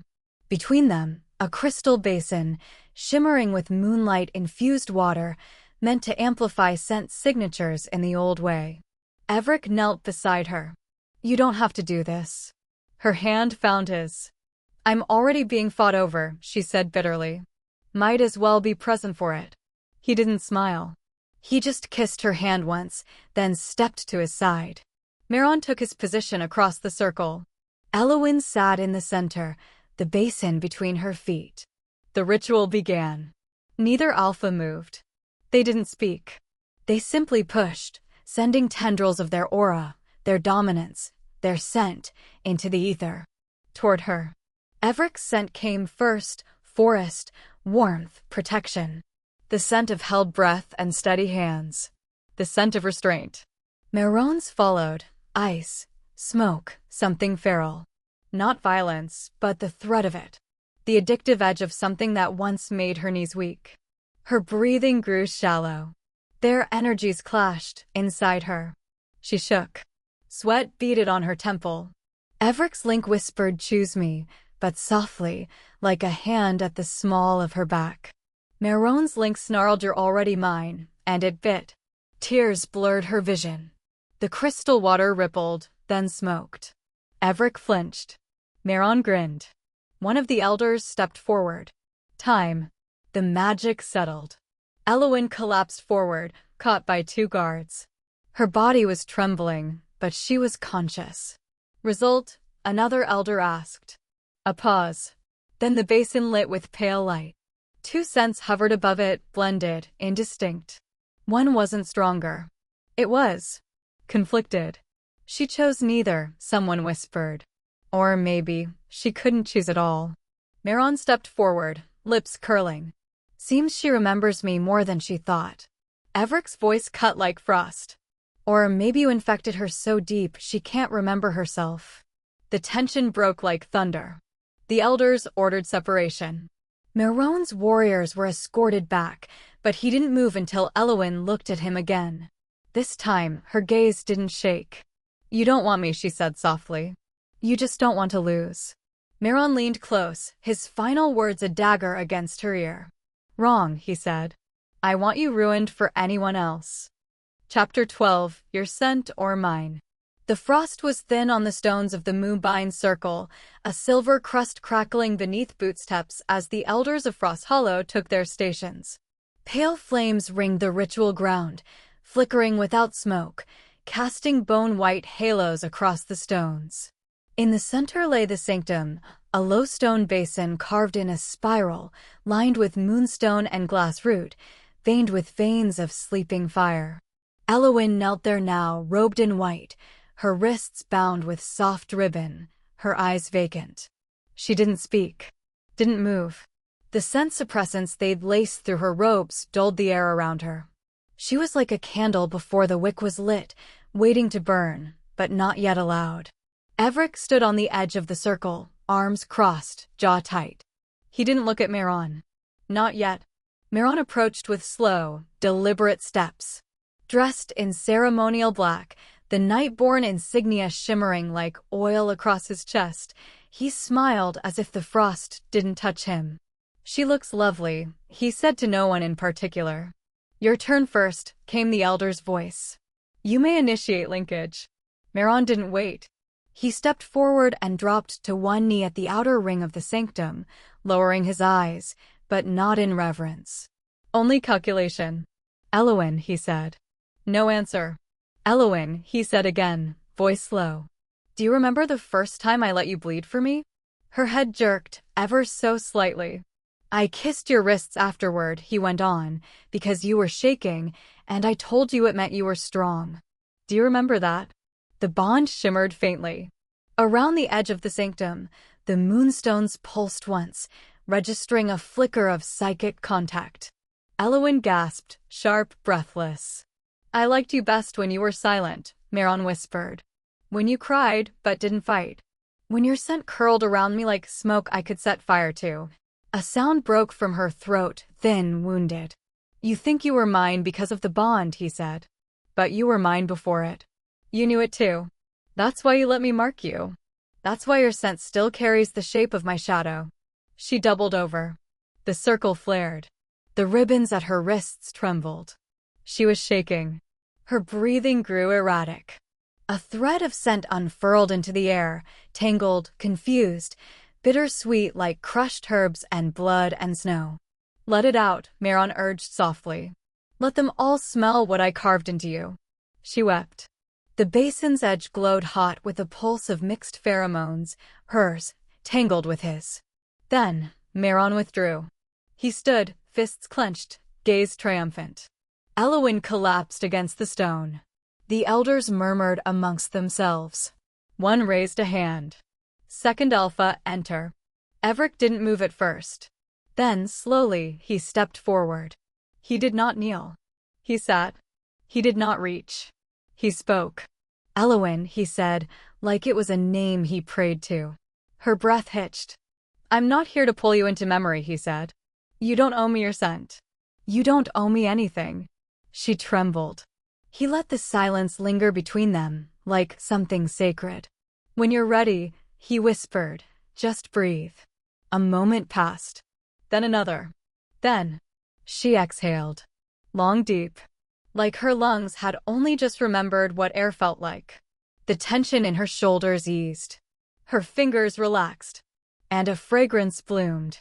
Soft at first. Clean. Unsweet. Like warm fur in winter sun, like pine smoke clinging to a cotton shirt, like something safe. It didn't claw. It didn't beg. It just was. Evric closed his eyes. Said nothing. The stones beneath her warmed. The basin shimmered gold. A single thread of scent, distinct, unclouded, unmistakable, spiraled up from her skin. His. The elders inhaled, visibly startled. One scribbled furiously on a parchment. Maeron snarled. "Trick," he hissed. "You drugged her." "She's not reacting to me," Evric said quietly. "She's responding to peace." Elowyn's eyes fluttered open. She looked up at him, not with fire, not with fear, but with something else. Something raw and breaking and real. "I don't want to be afraid when I choose," she whispered. Evric's throat bobbed. "Then don't choose." "I already did," she said. "You didn't bite me. That's why I want to stay." The circle fell silent. Maeron stepped back. His hands were bleeding, palms sliced from clenching so hard. Drops hit the snow like curses. He turned without another word and left the circle. And Elowyn, quiet, trembling, covered in another alpha's old shadow, finally let her body collapse. Evric caught her, held her, and said nothing at all. Chapter 13. The Scent Beneath Her Skin. The fever didn't break for 3 days. Elowyn stirred beneath the soft gauze of moonlight, her body drenched in sweat, though the room was cold as stone. Every breath she took dragged like glass across her throat, and the air tasted strange, sharp and metallic, as if her own blood clung to it. She tried to move, but her limbs were distant things, tethered not to her will but to something else, something deep, pulsing, and wrong. A warm cloth dabbed her brow. Fingers she didn't recognize. Voices blurred, hushed, and urgent. She caught only fragments. Reaction shouldn't have gone that deep. What if the bond split? She needs to wake. Then nothing but the sound of her pulse, echoing in her ears like war drums muffled beneath snow. When she woke, it was with a dry mouth and a sickly heat coiling in her abdomen. Her skin felt wrong, too tight, too thin. She reached for the blanket, then froze. She wasn't alone. "Don't move," Thessaly's voice murmured from the shadowed corner. The clan healer stepped into the firelight, her silver braid unbound, eyes sharper than usual. "You've been unconscious for 3 nights. We didn't know if you'd wake." Elowyn's lips barely parted. "What happened?" Thessaly sat at her bedside, eyes flicking over her face. "The trial exhausted you. The double resonance, it wasn't meant for someone in your condition. But that's not why I stayed." The silence between them thickened. There's something else, the healer said gently. Your body is showing signs of a phenomenal surge far beyond post-bonding resonance. The heat in your abdomen, the low fever, the fatigue, these are the early symptoms of a gestational response. Elowyn blinked. You think I'm pregnant? Possibly. Thessaly's voice was steady, but not comforting. Your body believes it is. It's responding as if it has been claimed, not just marked, but seeded. And what's stranger, your scent is split. Elowyn's stomach churned. Split? I smell both of them in you, Elowyn. Maeron. Evric. One pressed in shadow. The other, quietly blooming. She couldn't breathe. The air snapped around her like frost. No, she whispered. That's not possible. I never let. You didn't need to, Thessaly said softly. Not in the way you're thinking. Alphas can thread scent deep, through contact, through dreams, through will. You were open to both. Elowyn curled her fingers into the blanket. Her wrists still bore faint marks, fading circles from Evric's protective bites. They had never gone too far. Not like Maeron. But the scent lingered, below her skin, in places she could not scrub clean. Thessaly stood. I won't tell the court until we know more. But you need to rest. The sanctuary is sealed. You're safe here. Safe. She tasted the word like ash. When the healer left, the quiet swallowed her again. The fire flickered low. Outside, the wind wept between stone columns. Elowyn curled on her side, arms around her abdomen, and tried not to cry. But the heat wouldn't go. That night, Evric came to her door. He didn't knock.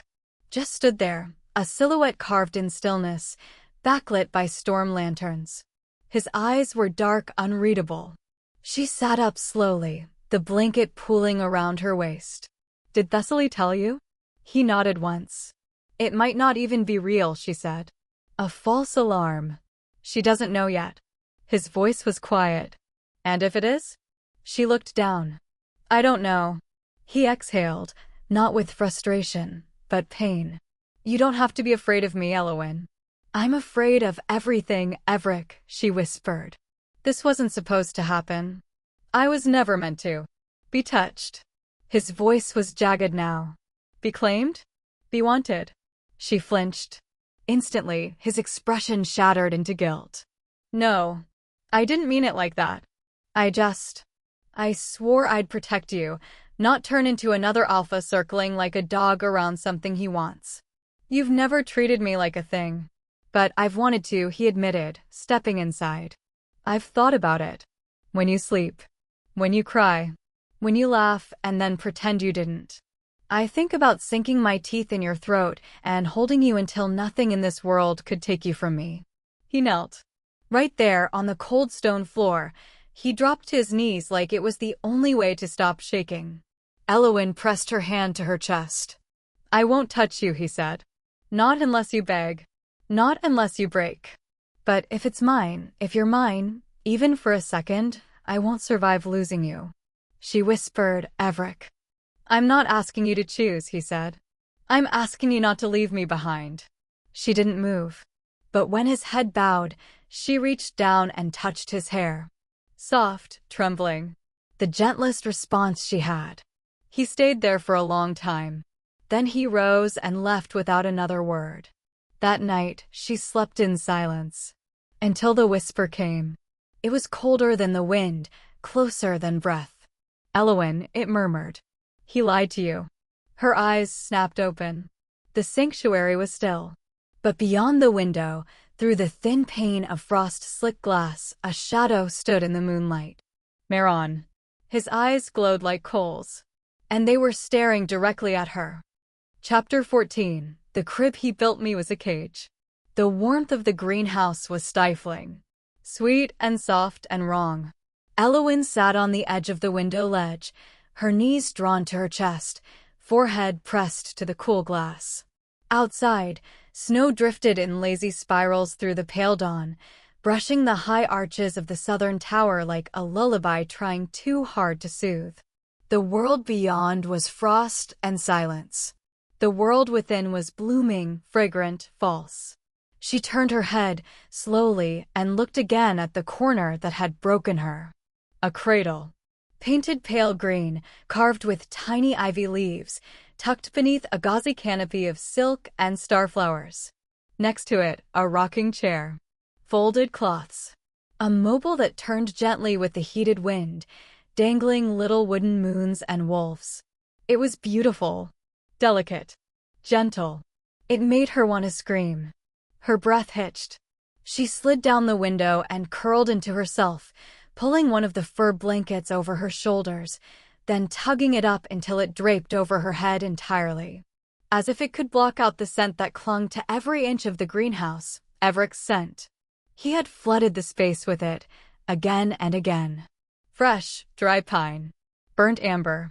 That soft trace of ozone that only arose when he was too calm to be trusted. He hadn't locked the door. He didn't need to.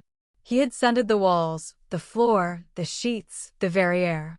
Every breath she took carried the weight of him until her own scent, fractured and faint, was nothing but a ghost. She whispered into the blanket, "I can't breathe in here." The door opened. Silent. She didn't move. Footsteps padded across the lush moss rug. No aggression. No rush. Just the soft cadence of a wolf trying to be gentle. "Elowyn," he murmured. She didn't answer. He knelt. The blanket muffled his breath, but she could feel the way the space shifted, like even his stillness was possessive. "I'm not here to hurt you," he said. "This isn't a cell. It's a place to rest. To be safe." A soft rustle. Then a touch, barely there, at the corner of the blanket. She flinched. Evric paused. "I won't force you to speak. Or look at me. But you need to know, this room. It's not a punishment." She let out a sound. Not a word. Not even a sob. Just a high, raw inhale that made her chest ache. "You were nearly taken," he said quietly.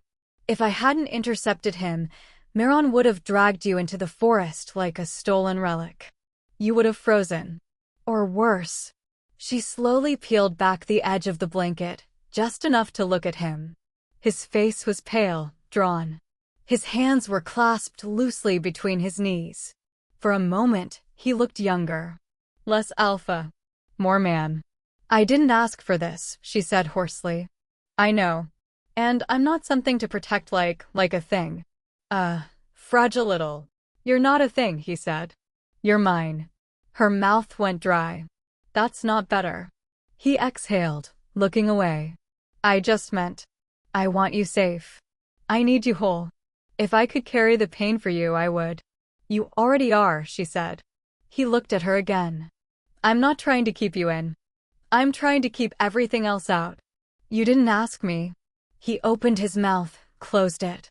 "I thought, after the trial, after you let me stay." "That wasn't a choice," she snapped, voice thin as paper. "Nothing since Maeron marked me has been." His jaw twitched. He didn't finish. "He started," she whispered. "And you, every time you look at me like I'm breakable, I start to believe I already am." Evric slowly stood. He paced a few steps, hand dragging through his hair. "So, what do you want, Elowyn? Do you want me to let him come back?" "No." "Then tell me what you need." She looked toward the cradle. His gaze followed. He paled. "I thought. Thessaly said you needed stability. That the baby might. You built a nursery, Evric. I haven't even had time to decide if I want this thing inside me to live." He stepped back. One step. Two. "I'm sorry. I don't want pretty," she said. "I don't want safety. I want space. And I want truth." Silence stretched. He said, "What do you think I've lied about?" She looked up at him. Her throat burned. "If it's Maeron's, will you kill him?" Evric's expression didn't change at first. But something behind his eyes flickered. Something ancient. Something cold. He smiled, slow and soft. "You think I'm not already thinking about it?" A beat passed. "Every second I look at you," he added, "I imagine what his blood would smell like on your skin." She flinched again, but didn't hide. Evric walked to the window. "I've never been good at restraint. You think I've been calm. I haven't. Every moment I'm not in this room, I'm burning. I'm counting your breaths. I'm dreaming of sinking my teeth into the back of his throat and ripping. Elowyn was trembling again, but it wasn't from fear of him, not exactly. He turned to her. But I haven't. Because if you chose him, I'd still want you alive. She hugged her knees tighter. Evric knelt again, closer this time. I'll take down the cradle. She looked at him, wide-eyed. I should have asked. I thought giving you something beautiful would make this easier. But it's not beauty you need. It's control. I don't even know what that is, she whispered.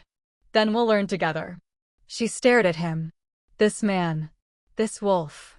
This terrifying, gentle, unraveling protector who didn't understand he was suffocating her with sweetness. She didn't speak again. He didn't ask her to. Instead, he rose, walked to the corner, and carefully began to dismantle the pieces of the dream he'd built for her. One by one, the stars fell from the mobile. The cradle blanket was folded and placed away. The chair was pushed to the edge of the room. Only then did he leave. She was alone again. But now the space was just a little wider. Just enough to let her scent return. Chapter 15. Bleed for my baby. The cold hit her like a slap, sharp, feral, full of pine and wrong. Branches clawed at her arms as she stumbled through the underbrush, heart pounding louder than the wind that howled through the trees. Her breath came in gasps, too loud in the quiet frost.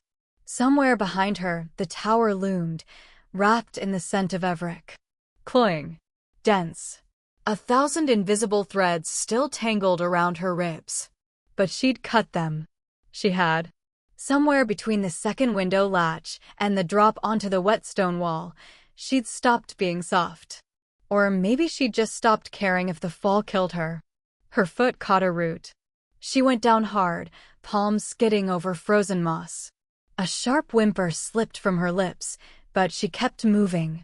Crawled, pushed up, staggered forward. The forest didn't open. It devoured.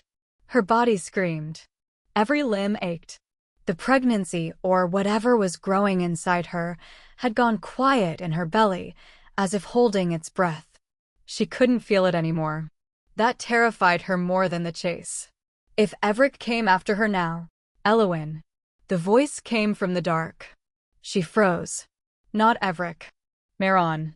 He stepped from the shadows with blood in his hair, his cloak half torn, eyes glowing with something too human to be wolf, too wolf to be anything else. I knew you'd run, he said. She turned, stumbled back. He didn't follow. You shouldn't be out here, she whispered. He tilted his head. And you should be locked in a glass cage? She said nothing. Maeron's lips twitched into something like a smile. Did he mark the doorframe yet? Did he scent your sheets, your food, the damned walls? Tears burned at the edge of her vision. She shook her head, tried to speak, but pain tore through her abdomen like a blade. She folded at the waist, clutching low. Elowyn. He reached her in 3 strides. She collapsed into him, gasping. Tell me what's wrong. I can't, something's wrong. Her knees gave out. He caught her. Her body jerked once, violently, and the air around her shimmered with a sickly heat. She's bleeding, Maeron hissed to himself, already scooping her into his arms. Fuck. He ran. Branches snapped. Snow scattered. The cold grew teeth. Elowyn didn't know how long they moved, only that at some point they passed a crumbled archway half swallowed by ivy, then descended into blackness so absolute the stars themselves disappeared. He didn't stop until the air turned damp and close, the silence so still she could hear water dripping somewhere behind stone. She tried to speak. He shushed her, too gently for his face. Don't. It's close. I'll fix it. She whimpered. I think I lost it. No, he growled. You didn't. You won't. He laid her down on fur, thick, warm, old as time, then crouched beside her. The tunnel ceiling curved above them, a narrow ribcage of ancient bones. Listen to me, he said, brushing damp hair from her face. Your scent's off. You're hemorrhaging energy, not blood. The bond's disrupted. You're not dying, not yet. But your body's rejecting itself. I can't. You can. You will. He inhaled sharply. I'm going to balance it. The old way. She blinked at him. And then he did something insane. He bit his own wrist. Deep. To the bone. Blood rushed down his arm in dark rivulets, thick and glowing faintly gold. She choked. Stop. Your body needs anchoring. It needs alpha blood to stabilize the signal, and you sure as hell don't want his. He pressed his wrist to her lips. No, she gasped, trying to turn away. Swallow, he growled. Now, Elowyn. She shook her head. His free hand slid beneath her skull. You want to die here? Let that thing inside you bleed out without even knowing if it's yours or mine. I don't care whose it is, she sobbed. I do. His voice cracked like ice. His blood touched her lips. Warm. Metallic. Burning. Please, he said, softer now. Let me do this for you. For the baby. If it's yours or mine or some twisted mistake, I'll guard it just the same. Her chest convulsed. Her lips parted. She swallowed. A fire bloomed behind her ribs. Her breath caught. Then came a rush of scent, of heat, of something ancient and brutal threading through her veins like light in the dark. Maeron pulled back, panting, blood still dripping down his chest.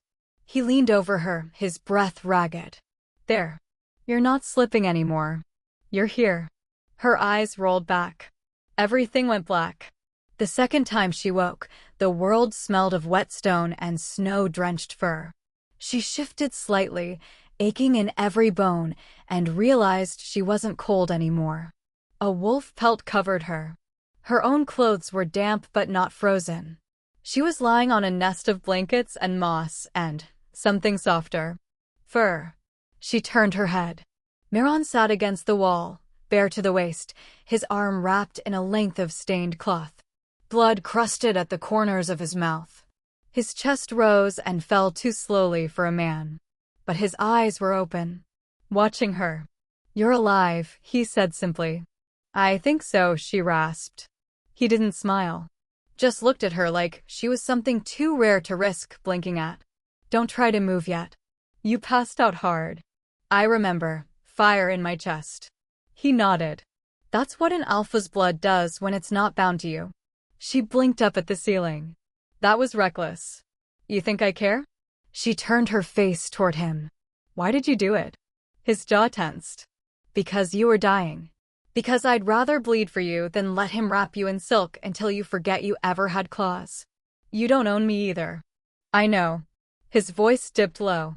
But I'd still burn the world to keep you breathing. Her heart stuttered. He leaned forward slightly. You're still trembling. I'm afraid. Of me? No. Of what then? She was silent. Finally, he spoke again. You don't have to answer. Not now. Her gaze dropped to his bandaged arm. That must hurt. I've had worse. A pause. You didn't even flinch, she whispered. Maeron smiled faintly. I don't flinch for what's mine. You said you'd protect the baby, even if it's not yours. I did. You mean that? He looked at her, every word slow and terrible with truth. If it comes out with his scent, I'll still shield it. Raise it if I have to. Teach it how to bite. She stared. Because anything that comes from you, he said, I'll guard. No matter what name it carries. Her breath caught. She didn't cry. She wanted to. She didn't. Maeron shifted closer. Didn't touch her. Just settled beside her, legs folded, the heat of his body grounding. I'll stay, he murmured. Until you're strong enough to walk. Or scream. Or tear me apart. Why? Because if you ever ask me to bleed again, he said, I'll do it smiling. Later, when she drifted again, half sleep, half fever, she felt something cool press against her throat. She woke to find a chain resting there. Silver. Blood warmed. Carved with old runes and fresh script, a single name etched deep in red across the tag. Elowyn of Helveric's mate line. Her fingers curled around it. She didn't know whether to scream, cry, or pray. She just held on. Chapter 16. I didn't want to choose. The bells rang low and slow, their toll echoing through the mountains like the last breath of something sacred. Elowyn stood in silence beneath the high arch of the moonbind oath rounds, pale as the marble floor that stretched beneath her feet. The chamber was colder than she remembered, hollowed from stone and prayer, its walls ribbed with ancient frost and regret. It felt like the inside of a tomb.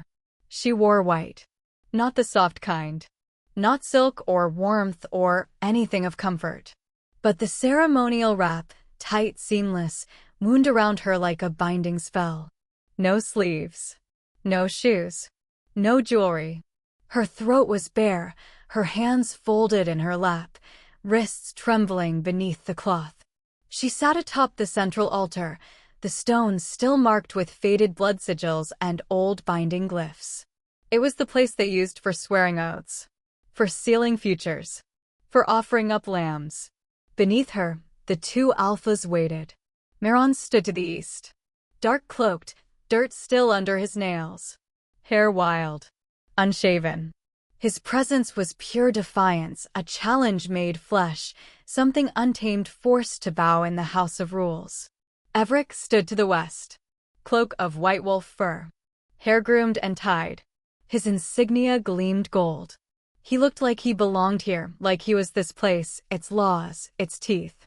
Both of them were watching her. She could feel their gazes pinning her in place. But she didn't lift her head. The head of council, an elder with winter-laced eyes, rose to speak, his voice steady.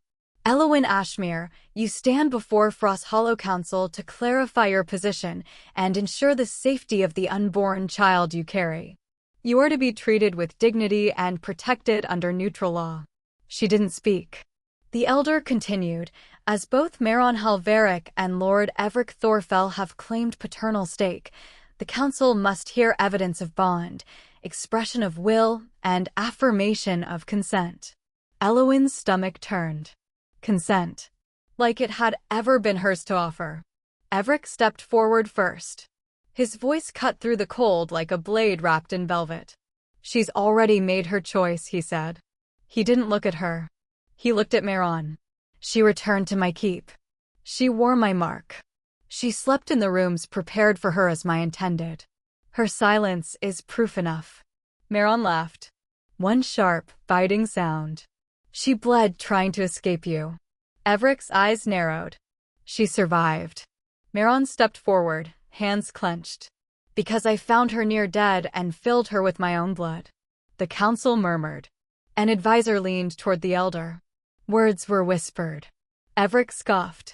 A gesture born of desperation. Not loyalty. Maeron's jaw twitched. You keep calling what she does loyalty, I call it fear.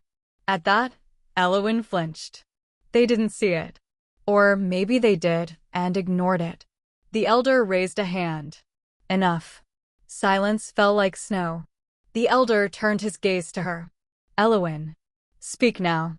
What future do you claim? What bond do you accept? She felt her throat close. The cloth around her ribs was too tight. Her chest couldn't expand. The words wouldn't rise. Elowyn, the elder repeated. She lifted her eyes. Slowly. She saw both of them. Maeron's wild ache. Evric's cold certainty. She saw the path they'd laid out before her, paved in stone and steel and blood.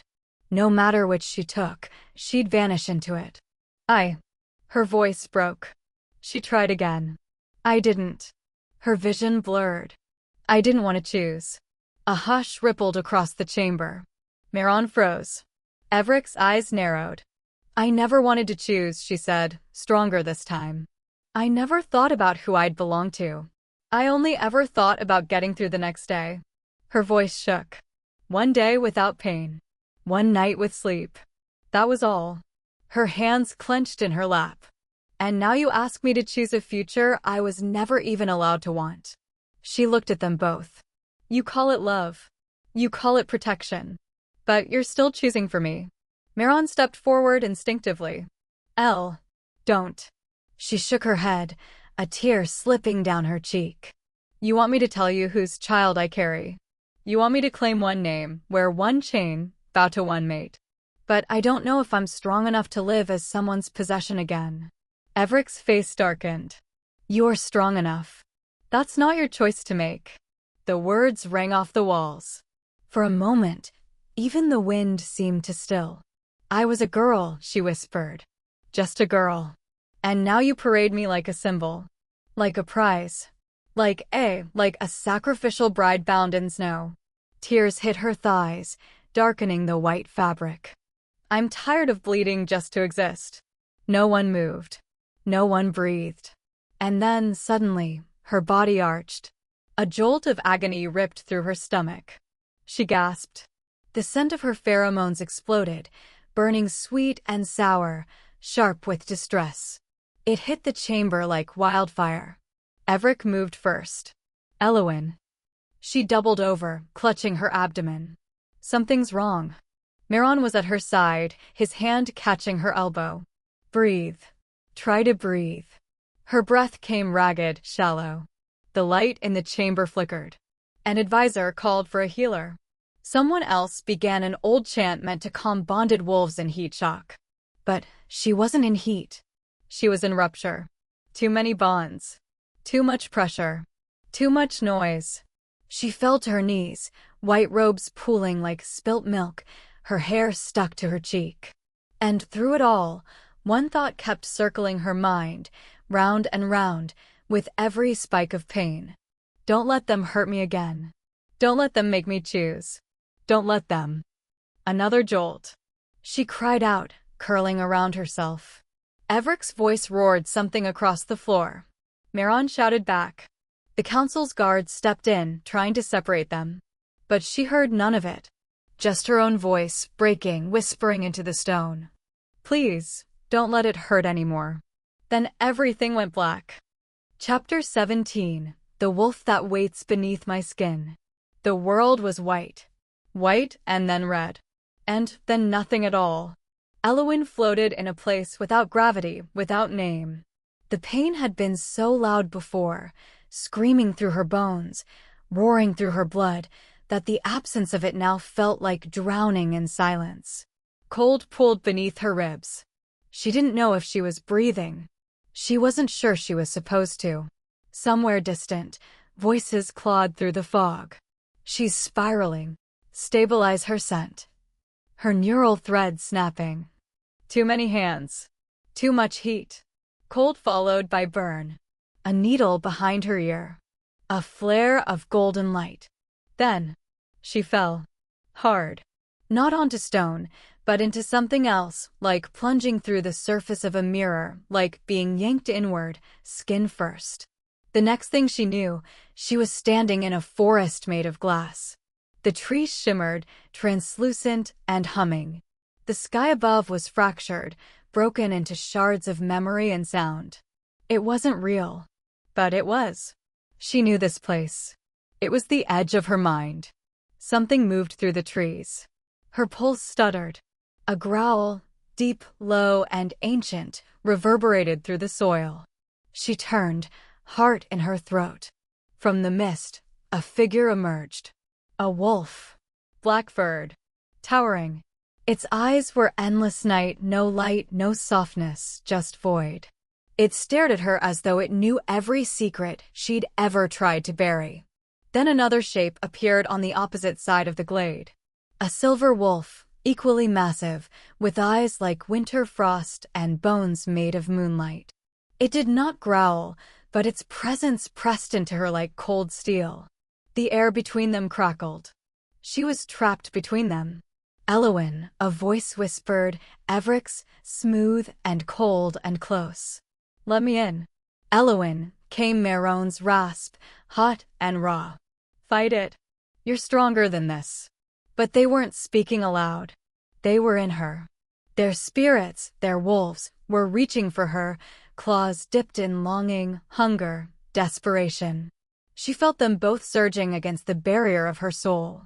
Stop, she gasped. The glass trees around her groaned. You're hurting me. But they didn't stop.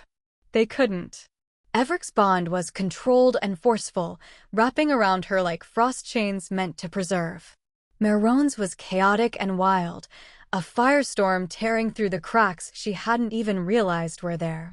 Both wanted her. Both believed they were saving her. Neither asked what she wanted. "Don't," she said louder now. "Don't pull me, don't." They reached for her anyway. The two wolves lunged, not at each other, but at her, their forms unraveling into threads of spirit and need and possession. They struck her from both sides, colliding in the center of her chest. And she shattered. The sound of it was unbearable. Her mind splintered. The world fell in on itself. She screamed. "Get out!" The glade imploded. The glass trees tore from their roots. The skies screamed. The earth split. And from that darkness, something small whimpered. She turned toward the sound, clutching her ribs. A shape, barely more than a flicker, crawled through the ashes. A wolf pup. Small. Pale. Almost translucent. Its fur was soft as snow melt, its body trembling with weakness. It looked blind. Lost. Its breath came in short, panicked bursts. It was her. The wolf beneath her skin. Not a hunter. Not a beast. A wounded, terrified thing. "I'm sorry," she whispered, dropping to her knees. "I didn't know you were in here." The pup didn't move. Its body shivered uncontrollably, like it couldn't find warmth even in her arms. Elowyn pulled it close. "I'll protect you," she promised. But the world kept falling. Voices thundered in again, real voices this time. Her heart rate's dropping. She's rejecting the bond, both of them. She won't survive this. Then came a rush of scent, Evric's, spiced pine and winter stone, pushing at the edges of her consciousness. Then Maeron's ironwood and smoke and grief. And then silence. Everything went still. And she sank. Not into blackness, but into white. Pure white. And the sound of her own heartbeat slowing. The first thing she felt when she woke was breath. Her own, ragged and shallow. Then heat, one warm palm on her chest, another cradling her temple. The ceiling above her was domed, painted with runes. "Mubind healing chamber." "Elowyn," a voice whispered. She turned her head. "Thessaly." The priestess's face was drawn with strain, her braid half undone. A circle of incense burned low beside her. "You're safe now," Thessaly murmured. "You came back." Elowyn blinked. Her body felt wrong. Her chest ached. Her skin felt like it had been peeled and restitched. Her mouth opened, cracked and dry. "Maeron. Evric." Thessaly hesitated. "They're alive. They did what they thought would save you." Elowyn didn't reply. Thessaly touched her brow gently. "You screamed. Not from pain. From violation. They both linked you. Deep. Too deep. You collapsed the tether before it was sealed.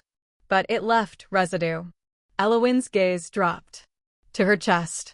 Her robe had been cut open to the sternum. Bandages wrapped around her ribs. But beneath the white gauze, something glowed. Two sigils. One silver blue. One iron red. Side by side. Overlapping. Elowyn stared at them in horror. "No," she whispered. Thessaly nodded solemnly. "The council is already in uproar. No one has ever carried a dual mark and survived. It violates sacred order." "Two alpha bonds." "I didn't want them." Elowyn gasped. "I said no. I told them not to pull me." "I know." Thessaly's voice softened, breaking. "I know." Tears spilled hot down Elowyn's temples. Her chest burned. Her wrists shook. She'd tried to scream, tried to choose neither, but they had still marked her. Not with teeth, but with spirit. One bond might have claimed her body, but both had laid claim to her soul. And deep within her, something howled. Not theirs. Not quite hers. But alive. Awake. Waiting. Chapter 18. The Child of Moon and Ruin. It had taken Thessaly a full day to speak. Even then, her voice barely rose above the rustling of parchment and the hushed flicker of flame. "Elowyn," she said at last, fingers trembling over the spirit-scorched page. "This child, it isn't what we thought. Elowyn sat rigid in the Frost Hollow archives, surrounded by towers of forbidden tomes and ancient scrolls no other Omega had ever been allowed to touch. Her hands curled around her middle, not from pain, but something else. Something growing. Something unknown. Thessaly didn't meet her eyes. She stared at the etching etched by moon ash, an archaic diagram of overlapping alpha bonds, lines burning with silvery ink that shimmered under the witchlight. "You're not carrying an alpha's heir," she continued softly. "You're carrying a spirit derivative. A resonance-born being." Elowyn's mouth went dry. I don't understand. It's only possible when two alpha marks are simultaneously accepted, but not fully sealed. The energy folds in on itself. Fragments break away. They try to become something. Thessaly's voice cracked. This child is not Maeron's, nor Evric's. It belongs to both. And neither. Elowyn's world shifted. Not violently, quietly. Like a chasm opening beneath her feet while no one noticed. She whispered, "Then what am I carrying?" Thessaly finally looked up, and her expression said it all. Something sacred. Something damning. Something the wolves would never allow. "They'll call it corruption," Thessaly said, her voice hollow. "They'll say your womb has become a fracture point, proof that dual bonding is ruinous. The council will demand blood cleansing. Removal. You know the doctrine. No child born of discord shall live." Elowyn folded inward, arms tightening over her stomach. She couldn't feel it move yet, but she felt it, like a whisper lodged between her ribs. Fragile. Flickering. Real. "No," she breathed. "No, they can't." But they would. She saw it already in the runes. In the lawbooks, still dust-worn from disuse. In the flames dancing in Thessaly's candlelit dread. Outside, the bells of the sanctum ruins tolled dusk. Footsteps came next. 2 sets. Elowyn didn't look up. She knew their rhythm. Maeron's boots always struck the stone like a challenge. Evric's never made a sound, and yet you felt them coming. They entered the archive in silence. 2 alphas who had once been war brothers, now brittle statues of fury and regret. Neither had spoken to the other since the marks appeared. "Elowyn," Maeron said first, jaw tight. "We need to leave." She blinked up at him. "Leave?" "The northern ranges. Past Silverwake. Past where their law can't reach. There are packs who live without counsel. We'll find one." He broke off, fists clenched. "You won't have to run alone. You think the council won't chase?" Evric's voice was steel-laced shadow. "They'll hunt her like a traitor. Like a sickness. And you think staying here makes her safer?" Maeron snapped, stepping forward. "You think your name, your bloodline, your cold little fortress can protect her from a council decree? Better than exile can." Thessaly rose, putting herself between them. "Enough." They didn't move. Elowyn, still seated, spoke without raising her head. "You think I can just run, with something growing inside me that no one understands? That even the archives have only 2 paragraphs on?" Neither man answered. "I'm not a relic to be smuggled," she whispered. "I'm not some cursed womb to be hidden in the north." Maeron stepped closer. "You're not cursed." Evric said nothing, but his hands were trembling. Elowyn lifted her eyes to him. "And you? What would you do?" Evric's breath hitched. He dropped to one knee before her, not as a wolf, not as an alpha, but as something quieter. Something wounded. "I would burn the law," he said. "I would stand at the foot of the council steps and rip out every oath I've sworn. I would become a monster in their eyes before I let them take this from you." Her chest tightened. His next words were almost a whisper. "Stay. I will destroy anything that touches you." Elowyn closed her eyes. "And if it's already inside me? If the ruin they fear has already begun?" Neither answered. She rose slowly. Her legs felt too weak, her head too light. But she walked out of the archive anyway, into the corridor where moonlight spilled through a stained glass window. The colors painted her skin in fractured shards. Her hands still trembled. Behind her, Maeron cursed softly. Evric did not follow. That night, the sanctum was silent. She couldn't sleep. The words echoed, again and again, louder than blood, the child of no alpha. The ruin of bloodlines. The womb that breaks bonds. They would make her the reason their world collapsed. And they would take the child as proof. Elowyn left her chamber barefoot, clothed only in her shift and shawl. She climbed the frost-slick stairs to the altar that no longer held prayer, only memory.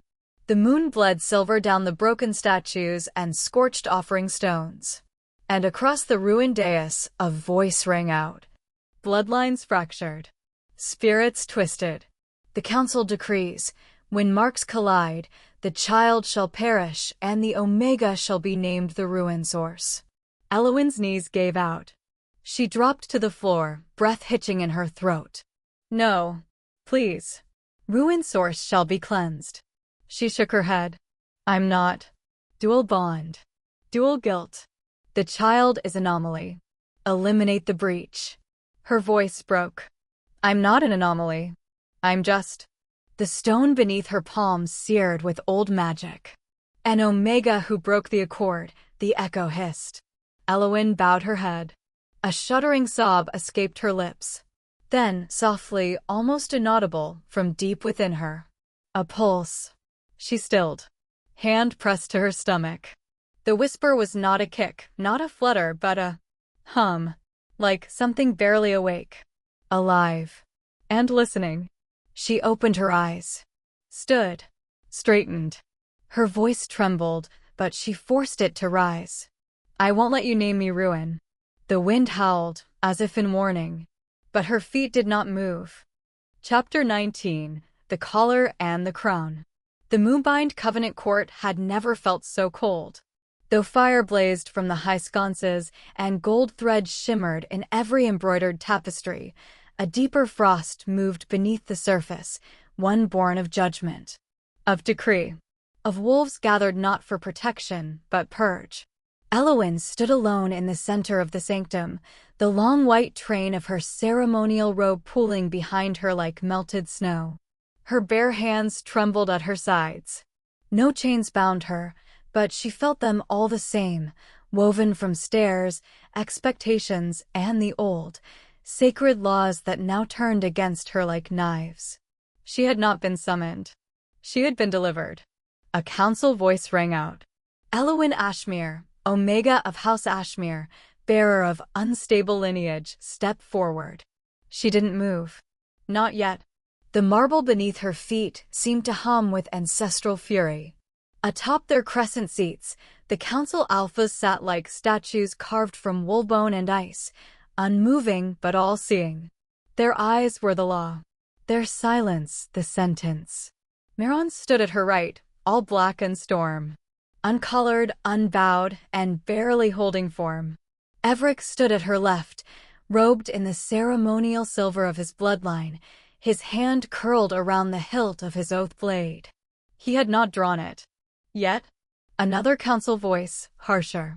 You have been found unfit to carry the mark of an Omega. Your bond state violates natural order.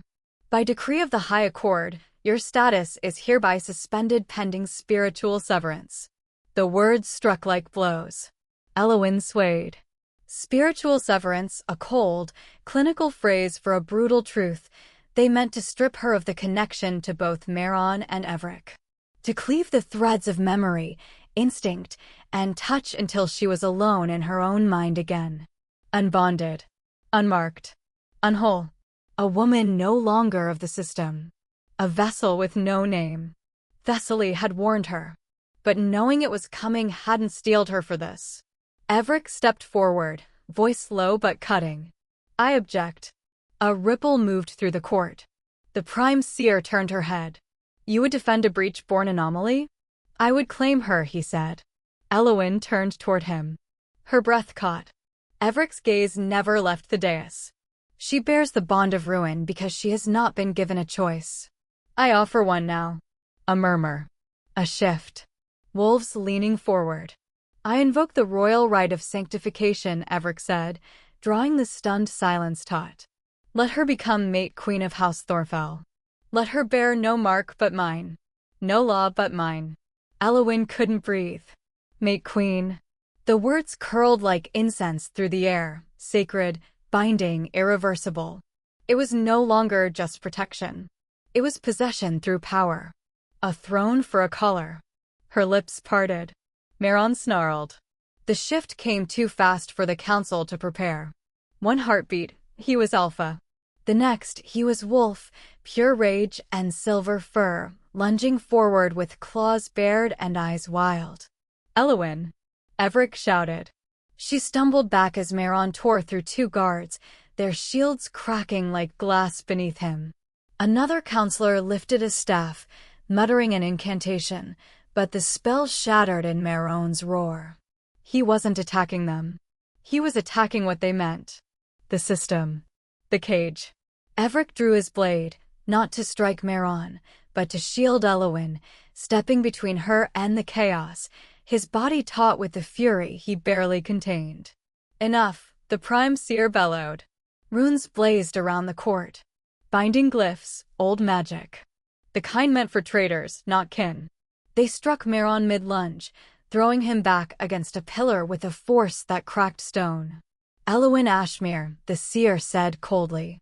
This is the world your chaos births. This is the ruin of letting Omegas pretend they are more than vessels. Evric turned. You speak of ruin while denying her agency. Agency belongs to those who uphold the accord. And who decides that? His voice dropped, dangerous. You?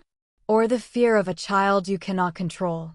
The seer raised her staff. We will cleanse her, with or without your consent.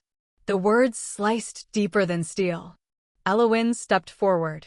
Silence returned. She looked at Maeron, bloodied, panting, still half-shifted, his golden eyes fixed on her with something feral and fractured. She looked at Evric, sword drawn, crownless, yet still draped in every thread of power his name carried. And then she looked down at herself. At the collar around her neck. Gold-edged. Silver-clasped. The symbol of being claimed without truly choosing. Her fingers moved slowly. The room tensed. One pull. A snap. The sound echoed like thunder in the ancient court. She tore the collar free and let it fall. I didn't choose this, she said, voice raw. None of it. Gasps spread through the room. You want to cut me open to make sense of your laws? To bury what you fear under silence. She raised her head. Then look me in the eye when you do it. She turned to Evric. You said I could choose. That I had a voice. Her voice cracked. Do I still? Or have you already taken it? Evric's eyes widened. She turned to Maeron. You broke for me. He bled, but said nothing. I didn't ask you to, she whispered. She sank to her knees between them, the train of her robe pooling like water around her. Her hand moved to her belly. And then, a flutter. Not imagined. Not hoped for. Real. A pulse beneath her skin. Not pain. Not fear. Life. Her breath hitched. They will call me ruin, she said softly. But this? This is not ruin. She looked up at the council. It's beginning. Chapter 20. The Mother Without a Crown. Snow whispered against the stone walls, soft as ash. The wind moved like a hush of mourning through the pines outside, bending their frost-laced limbs in reverence or warning. Inside the northern refuge, tucked against the spine of the world, silence reigned. Elowyn sat beside the hearth, her knees drawn close, swaddled in furs far too large for her thin frame. Her hands trembled slightly, not from cold, but from memory. Smoke curled above the fire, scentless. Neutral. Thessaly had scrubbed the room of any pheromone traces. No triggers, no calls. Only breathing. Only time. A low groan of wood marked the door shifting. Maeron's scent preceded him, storm-wild and sharpened by restraint. She didn't turn. You shouldn't be here, she said. His boots paused just inside the doorway, then moved forward with a kind of patience that broke something in her chest. I know. She looked up. He stood bare-chested beneath the cloak, snow melting against his collarbones. Silver scars lined his arms like old constellations, each one earned in a life lived without safety, without softness. He looked at her as though she were both. "I thought I dreamt you," she said. "I didn't sleep." He stepped closer, then knelt in front of her, his presence anchoring the room. The moment stretched long between them, bridged only by heat and hunger neither of them dared name. She reached a hand toward him. "Are you still mine?" she asked softly. His throat worked. "I was never anything else." Then the dam broke. She surged into him, fingers gripping his shoulders, mouth trembling as it met his. There was no tenderness, only ache. Only urgency. The taste of winter and salt and something that had been caged too long. He didn't undress her, not fully. Only pushed aside layers until skin met skin, until the contact was enough to short every breath between them. Her scent unfurled in the air, fragile and flushed. Maeron's response was silent and devastating. He buried his face against her throat, where her pulse raced like a frightened bird. His body was a storm pressing against her, barely contained, shaking with effort not to consume. Her back arched, not an invitation, but surrender. He whispered her name once, twice, then gave in. The world narrowed to rhythm and heat, to the sound of snow melting on their skin, to the firelight flickering across the curve of her spine. She shook beneath him, not from fear, but from the shattering that came when want no longer hid. She didn't beg. She didn't speak. But when he wrapped both arms around her afterward, trembling, she whispered against his mouth, "I was never allowed to love you." He breathed like a man torn from drowning. "And now?" She rested her cheek to his chest, listening to the thud of a heart that had never belonged to just one pack. "Now I want to be kept. Not protected. Just kept." He said nothing. But outside, where the frost hadn't yet melted, a lone wolf shape curled at the threshold. Guarding. Bleeding. Silent in oath. By morning, the snow had quieted. Elowyn woke wrapped in his cloak. The fire had burned low, and her body still ached, not from pain, but from the ghost of something she hadn't believed she could feel again. She sat up slowly, mindful of the weight in her womb. Then came the knock. Not urgent. Not forceful. Measured. She knew the scent before the door opened. Evric stepped into the chamber like a storm wearing silk. No armor. No crown. Just his voice, low and lethal. "You thought you could run here, to the edge of the world," he asked. "That I would let you vanish under snow and silence?" Her lips parted, but he didn't wait. "There's been a decision." Her heart stopped. He stepped closer. "The law is changed. You're no longer condemned." Elowyn blinked. "What does that mean?" He didn't smile. "It means you're needed." Maeron appeared in the doorway behind her, the shadow of a snarl written across his face. But Evric didn't flinch. His gaze remained fixed on her. "You will return to the council," he said, "not as an Omega. Not as a bearer of shame." "Then what?" she whispered. His words landed like iron. "As the living proof of bond convergence. As the first dual alpha host. The mother of the Accord's future." Her breath hitched. "No," Maeron's voice was a growl. "You won't use her." Evric ignored him. "The sanctum has prepared a place. You'll have everything. Protection. Power. A seat above any born before you." "Is that what I am now?" she asked, voice paper thin. "A crown to be passed between you?" Evric's expression cracked, just slightly. "You were always more than that." She shook her head. "Then why do I feel like less?" Silence fell. Evric stepped forward slowly. "Because love and power have never shared the same language." She looked up at him, broken-lipped and brave. "And yet you still want both." A pause. He knelt. "Because I only speak in the language you left behind." Her eyes filled. "What if I don't want a throne?" He placed a hand to her belly, gentle. "Then give it a future." She didn't move. Behind her, Maeron breathed in fury. But he did not lunge. Not this time. Because she would choose. And that choice would cost them all. Chapter 21. The Blood-Bound Bride. The wind did not touch the sanctum.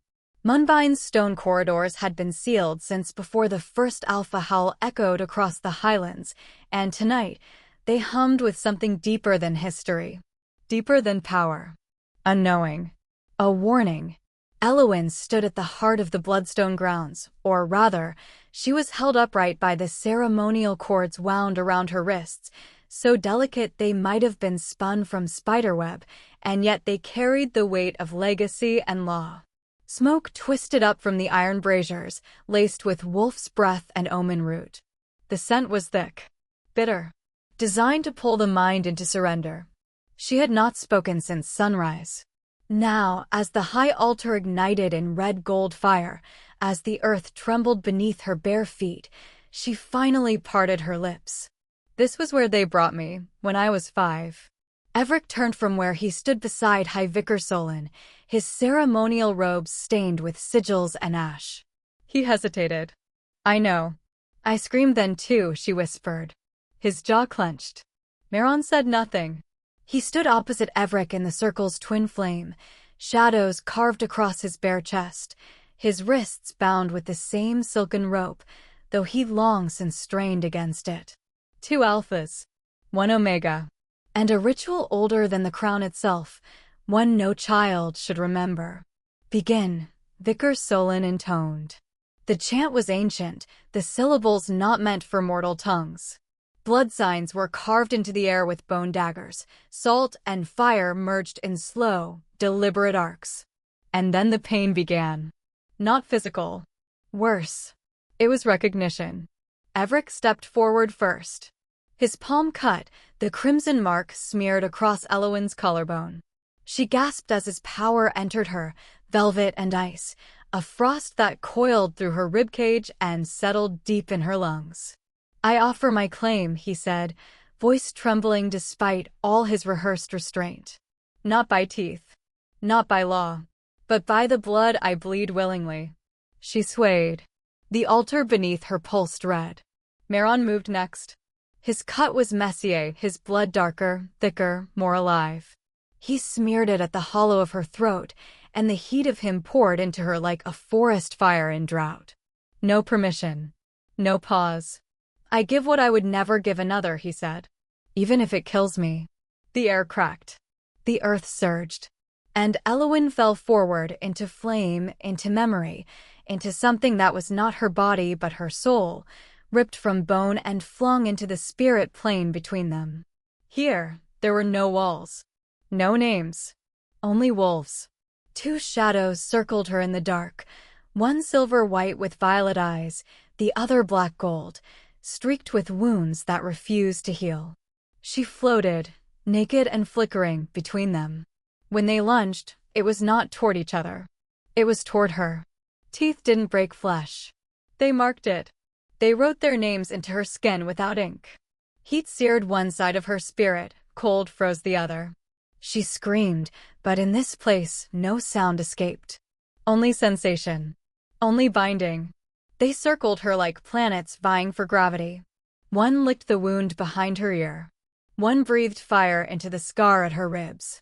Elowyn writhed between them, the burn of alpha claim trying to root itself in the same soil, the same bone. Her thoughts splintered. Stop, she choked, though no voice carried. Still, they pressed closer. The kiss Evric laid upon her was soft, but immovable, lips to lips, claiming in its tenderness.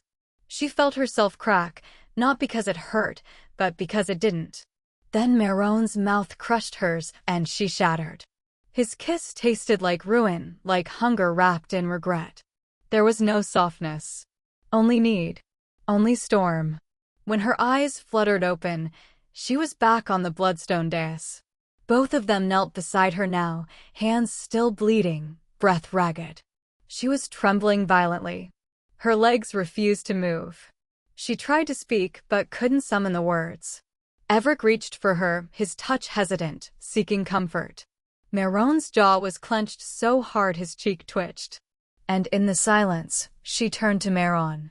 You, she rasped. You want to mark me too. Even if it's not out of love. Even if it's just to win. He flinched as if struck. Elowyn. Her eyes glistened. Tell me I'm wrong. His lips parted.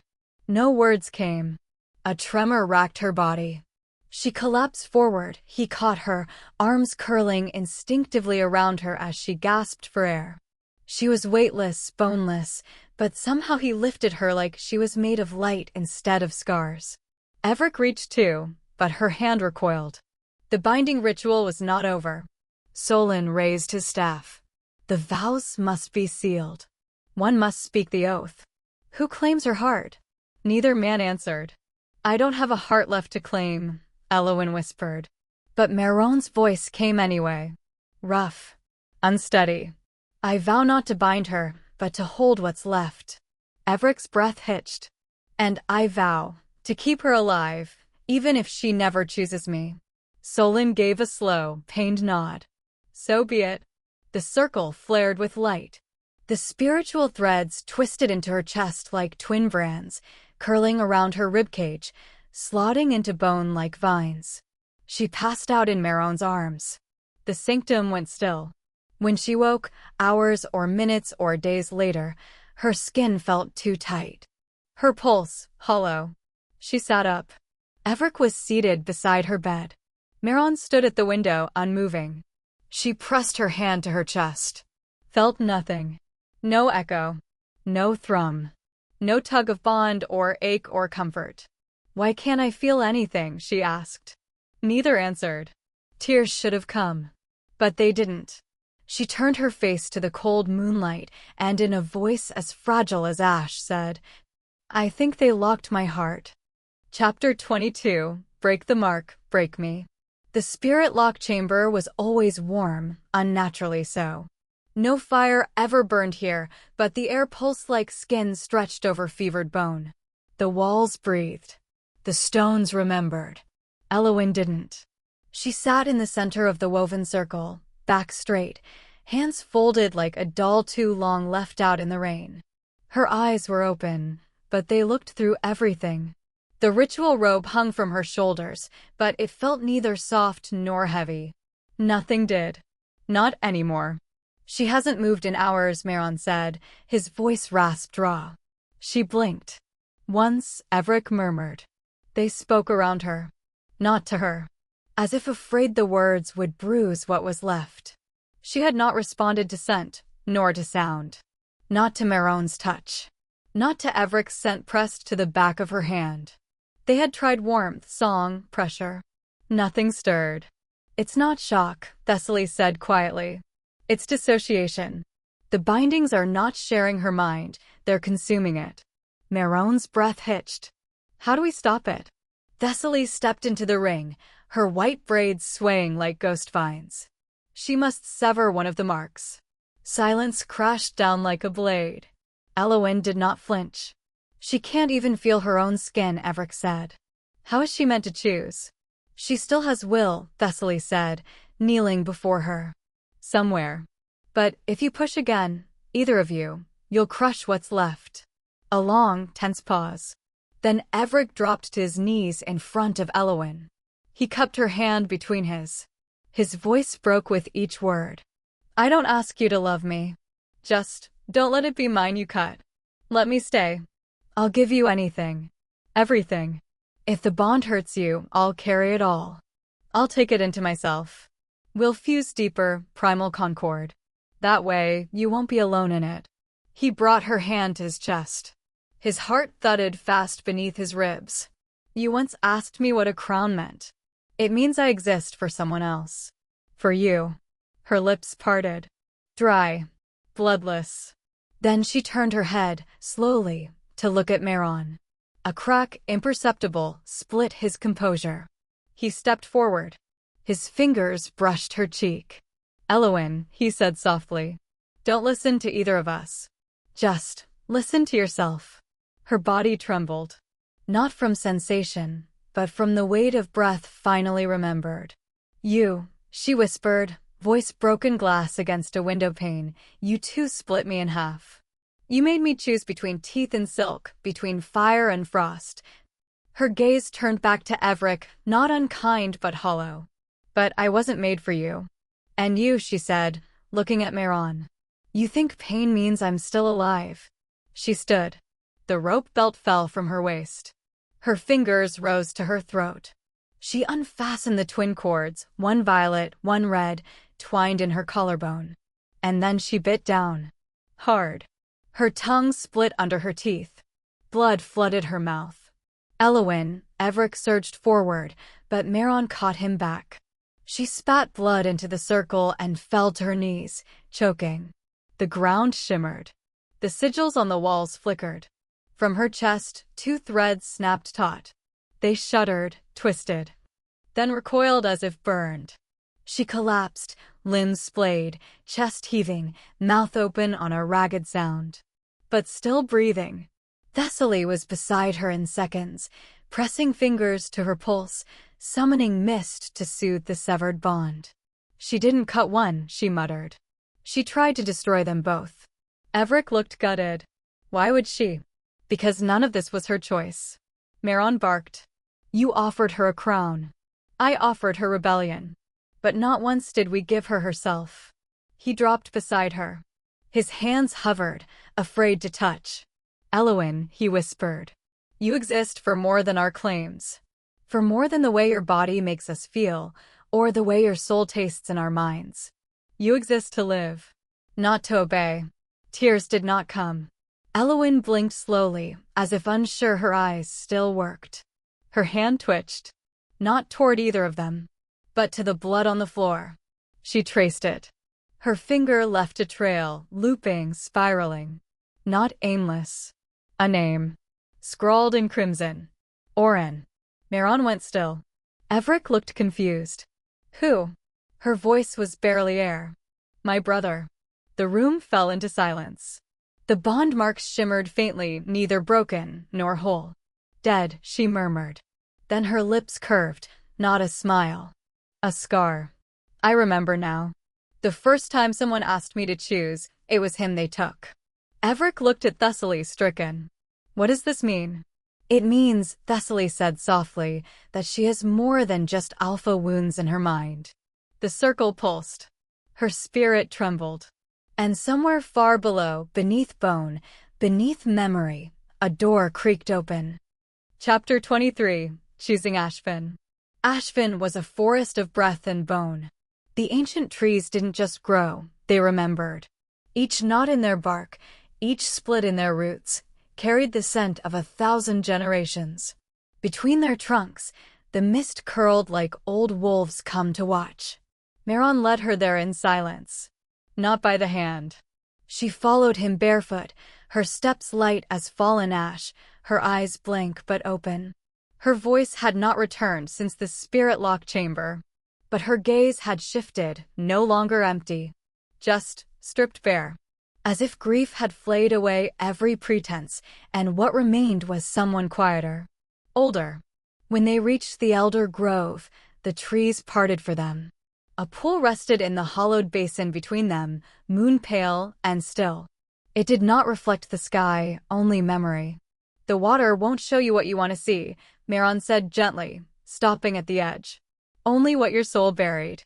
What it couldn't carry. Elowyn stepped forward, knees folding beneath her as she sank to the moss. Her fingertips brushed the surface. Ripples broke outward. Not silver. Not light. Blood red, then black then. A child. Her own face. Not yet scarred by fate. Running barefoot through summer grass. Laughter light as pollen. Then the scream. And the wolf. Not a man shape. Not a shifter. A real, wild thing. Fangs wet, eyes burning. And Oren, her brother, barely 15, stepping in front of her. He hadn't even hesitated. Elowyn flinched. In the memory, she saw how the wolf's claws raked Oren's back. Saw the way he didn't cry out. Just turned his face to her, blood in his mouth, and whispered, "Run." She didn't. She screamed and threw herself at the wolf, small fists beating its side until it staggered. Together, they lived. But something broke that day. When the pool stilled, Maeron sat beside her. That's what you protect, he said softly. Not just the memory. The belief that someone should protect like that. With gentleness. With strength. Elowyn said nothing. The water shifted again, without her touching it.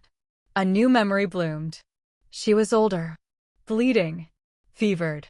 After the snakebite mission, her body twisted in convulsions.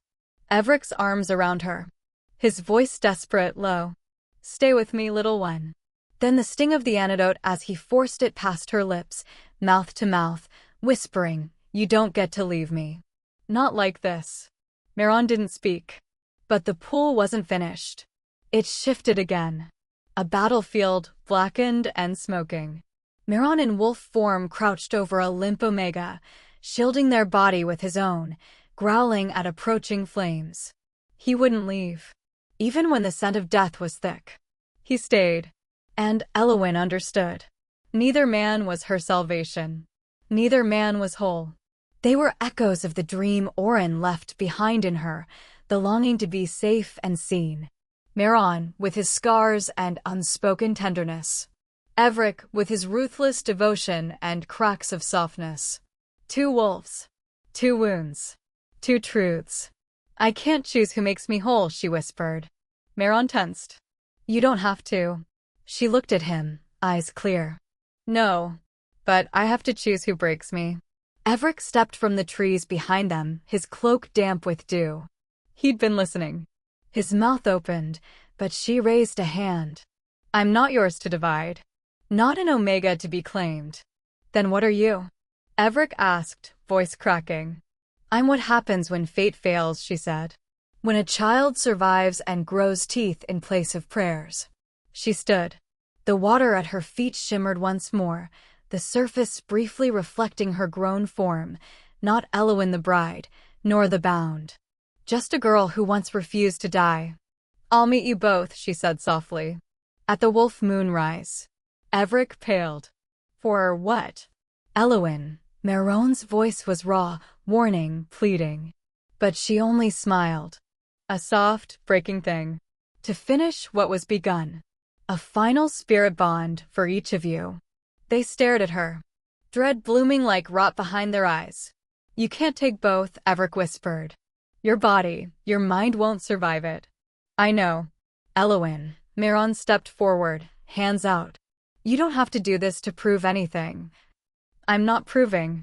Her voice was almost kind. "I'm choosing." She turned then, cloak whispering like wings. And as the mist swallowed her steps, neither Alpha noticed the faint gleam of a small vial clutched in her hand. A vial of crushed dawnthorn root. An unbinding agent. She had already made her decision. But she would not let them mourn her until the last howl rose. Chapter 24, Try to Love. The valley lay blanketed beneath moonlight, hushed as if the stars themselves held their breath. Silverglade was always quiet in the wake of winter, but tonight its stillness felt ceremonial, an altar carved from ice and silence, waiting for blood. Elowyn stood at the edge of Broken Moon Lake, her bare feet in frost-bitten grass, cloak discarded. She had never felt so weightless. Or so tired. The water didn't move. Neither did she. Behind her, Evric approached, boots soft over moss and bone. He said nothing for a long moment, just stood a few paces away, breathing her in like a man who'd starved too long. "I thought it would be him you called," he said finally. "I did," Elowyn whispered. "But not first." He stepped closer. "Then why me?" She looked at him over her shoulder. "Because I was yours first. I need to end something before I begin anything else." His hands curled at his sides. "You never began with me, Elowyn. You endured." "That's still a kind of bond," she said, and faced him fully. "Tonight, I sever it. With my own hands." Evric's eyes blazed, but he did not touch her, not yet. "Are you sure you want to know what this really feels like?" She nodded. And with a snarl half buried in grief, he closed the distance between them and pressed his mouth to hers. It wasn't gentle. It wasn't cruel either. It was a hunger too long denied, a claim that had never been properly spoken aloud. Elowyn let him kiss her. Let his hands settle on her waist, her spine. Let him lower her to the moss-slick stones like a vow lain down and broken at once. Their bodies moved with memory, what was, what might have been. Evric's mouth trailed to her throat, reverent and raw. "Let me in," he murmured. She tilted her head, and his teeth grazed the place beneath her jaw. His mark. The old one.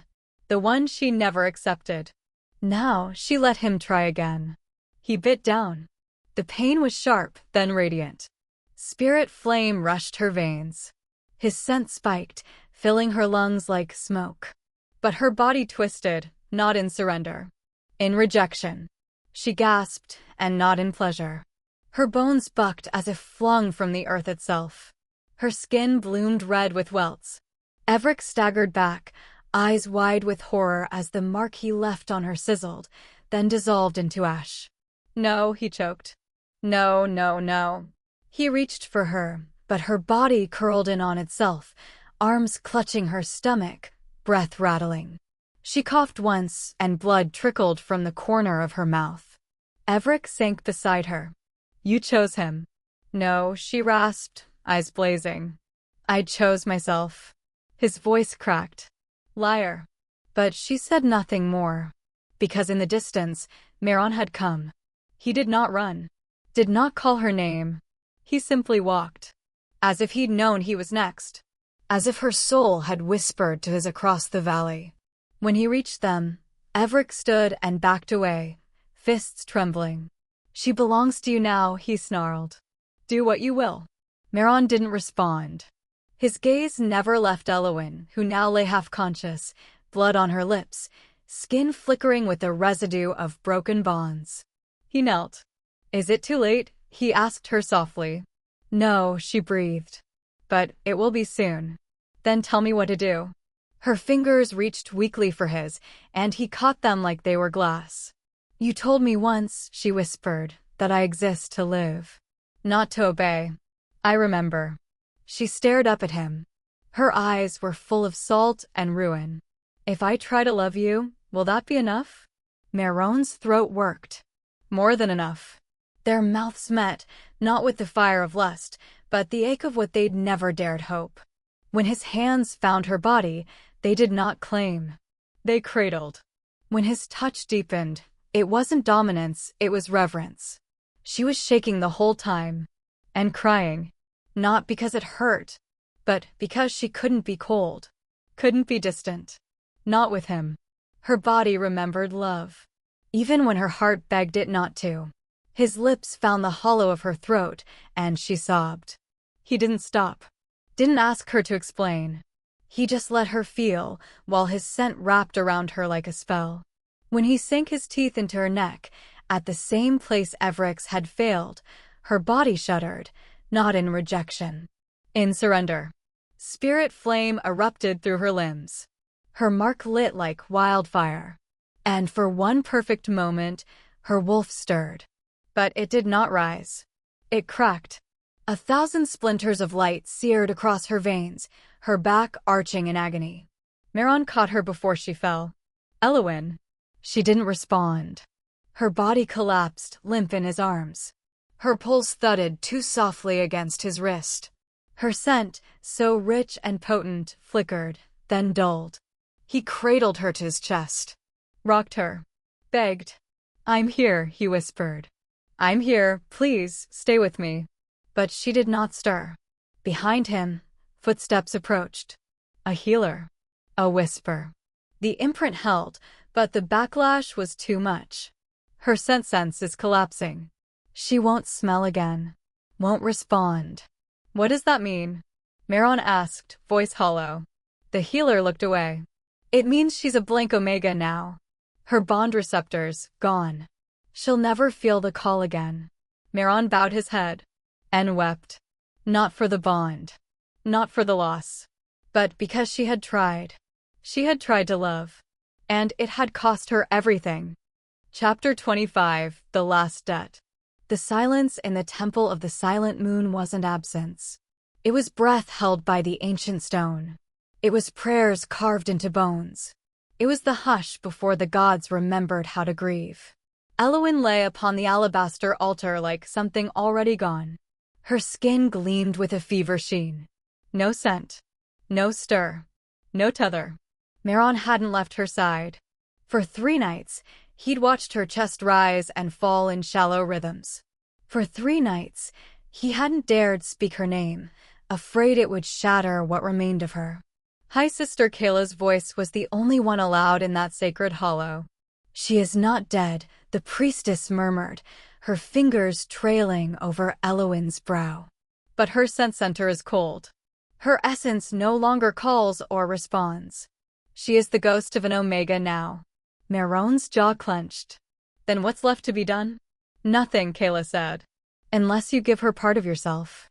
The core. The breath between your breaths. The sacrifice, right? It has not been done in generations. Most who offer it do not return whole." "I don't need to return whole." Kayla studied him. "You understand this is not just a gift. You will tether your soul to hers. If she lives, you live. If she dies." "I understand." That night, they bound him in moon thread and laid him beside her. Elowyn's body remained still, but her soul, fractured, distant, hovered just out of reach. He could feel it, even now. A wind caught in the valley of his ribs. Cold. Wandering. He pressed his forehead to hers. And let go. The pain came fast. Not a blaze. A slow unraveling. His scent unraveled first. Maeron Halveric, Alpha of Ashfin, reduced to shreds of musk and memory, poured into her like balm and blade. Then came his breath. Then his hunger. Then his heartbeat. He gave it all. Not with words, but with whimpers. With tremors. With hands clenched so tight they drew blood. He felt her stir beneath him, slightly, subtly, but not enough. Not yet. He gasped, convulsing as the ritual dug deeper. More. The gods wanted more. He bared his throat and offered it. It was then, just as he choked on his own heat, that the doors burst open. Evric. His cloak was torn. His blade drawn. His eyes bloodshot, manic. "Stop the rite." High Sister Kayla lifted a hand. "He is bound. You cannot interfere." But Evric strode forward, and in his hand was something wet and tattered, his own blood-signed vow. "I offer my claim," he said, voice like thunder. "My right is Alpha. My lineage. My birth." Maeron, barely conscious, lifted his head. "What?"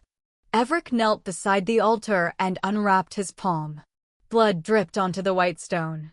"I will die as nothing," he whispered, "if it gives her the chance to become something whole." Kayla stared. "You would trade your rank?" "I would trade my soul," he hissed. Behind him, the temple's flame shifted. For the first time in years, the silent moon pulsed red. The gods were listening. Maeron, gasping, coughed up blood. "Don't you dare," he rasped. "You don't get to be the hero now." Evric didn't flinch. "I'm not the hero. I'm the debt." Elowyn's fingers twitched. A breath. Then another. Kayla's voice was soft. "The wolf stirs." But Maeron was falling apart. His nails cracked. His scent burned down to nothing. The bond, one-sided, blinding, snapped taut. And then she screamed. Not loud. Not fierce. A soft, shuddering sound, like something being born too soon. Elowyn opened her eyes. The ceiling swam above her. Shapes bled at the edges. But she saw him. Maeron. On his knees. Blood running from his mouth. Hands trembling. Not the Alpha. Not the shield. Just a man. Falling apart to keep her warm. She tried to sit up. Kayla caught her. "Don't," the priestess warned. "You're not whole yet." Elowyn's eyes slid to the side. Evric stood in shadows, his blood oath clutched like an afterthought. His face was unreadable, caught between relief and ruin. She licked her lips. Her throat was dry as dust. "You," she rasped. Evric stepped forward. She looked at him for a long time, then smiled. "You finally became gentle," she whispered. "But why now, when I no longer want you?" Evric said nothing. She turned back to Maeron. Reached out. Touched his hair. "You're dying." "No," he croaked. "Just empty." She leaned closer. "You shouldn't have given me all of you." "I didn't," he said. "I kept one thing." What? He smiled faintly. Your name. A flash of warmth surged through her. Her bones ached. Her skin burned. Then snap. Something in her cracked. Not her heart. Not her mind. Her scent. It returned in a rush. But it wasn't the same. The altar lit beneath her. Not white. Silver. Her spine arched as the shift began, not the primal, full body break of a true Omega wolf, but something quieter. Thinner. Holier. She rose, not on paws, but on half-formed limbs of fog and ash. A wolf made of whisper. Eyes glowing. Flanks fractured by scars. A tail that did not sway, but shimmered. Gasps filled the temple. Even Kayla dropped to her knees. The spirit form, she breathed. A wolf of the curse. Elowyn, the wolf Elowyn, looked at Maeron, still collapsed and panting on the floor. Then Evric. Then the altar itself. Her voice echoed across the stone, not from her mouth, but from every corner. You were both too late. Her body shimmered, wavering. The wolf bled back into the girl. She fell to her knees. But this time, she caught herself. Alone. Whole. Cursed. And smiling. Chapter 26, When the Moon Chose Me. The council circle had never been silent. Even in the stillness before dawn, the marble crescents that crowned the moonstone steps thrummed with old, watchful tension. The carved wolves that flanked the amphitheater seemed to breathe under the pale light, their hollow eyes fixed on the girl in the center. Elowyn stood barefoot on the frost-rimmed stone, her robes clinging to skin too thin, too real. She hadn't spoken since the summons. The Ashvin Council loomed above, 5 robed figures with pale braids and scentless bodies, so steeped in ritual they no longer carried names, only titles. The central figure lifted a moonstaff. His voice rang through the circle. Elowyn Ashmere. Born under shattered stars. Twice marked. Spirit wolf made flesh. You stand at the precipice of dissolution. Her lips didn't move. She was past shame. Past heat. Past pride. The figure continued, you have no pack. No bonded alpha. No claim of place or right. You are unstable. Dangerous. Unless you complete the binding oath, unless you choose, your wolf will dissolve. You will be banished. Forever scentless. Forever uncalled. Behind her, the circle swelled with the murmurs of gathered wolves. Betas and elders. A few scattered omegas, their gazes downcast. But all eyes returned to the 2 men who stood apart, both alphas. Both claimed her. Evric stepped forward first. His cloak rustled against the frost. Silver thread gleamed at his shoulders like regret. Elowyn, he said, his voice clear. I ask nothing but your truth. She turned slowly. He met her eyes. For once, no steel. No pride. Just something raw, bleeding. I loved you before the bond, he said. Before I even knew why your scent stopped my breath. I never stopped. Even when you gave me only pain. A hush. Not even the wind stirred. He swallowed. I'd take it all again. Just to walk beside you. Just to call you mine once more. He stepped back. The council turned. Maeron didn't move. His hands were folded before him, quiet. His face unreadable. Elowyn, he said softly. If I loved you truly, I should not want to hold you. I should want to set you free. She stared at him. He nodded. That's the truth I came to learn. You don't belong to me. Or to him. You never did. A ripple ran through the circle. Elowyn closed her eyes. Silence pressed around her like snow. Then, she exhaled.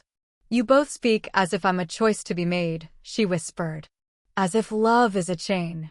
As if your pain proves your worth. She opened her eyes, voice steady. But did either of you ask me what kind of wolf I want to be? Neither man answered. The council stirred. Elowyn, the robed speaker, said, you must choose now. One bond. One alpha. Or none. But know the cost. She stepped forward. The cold bit into her heels.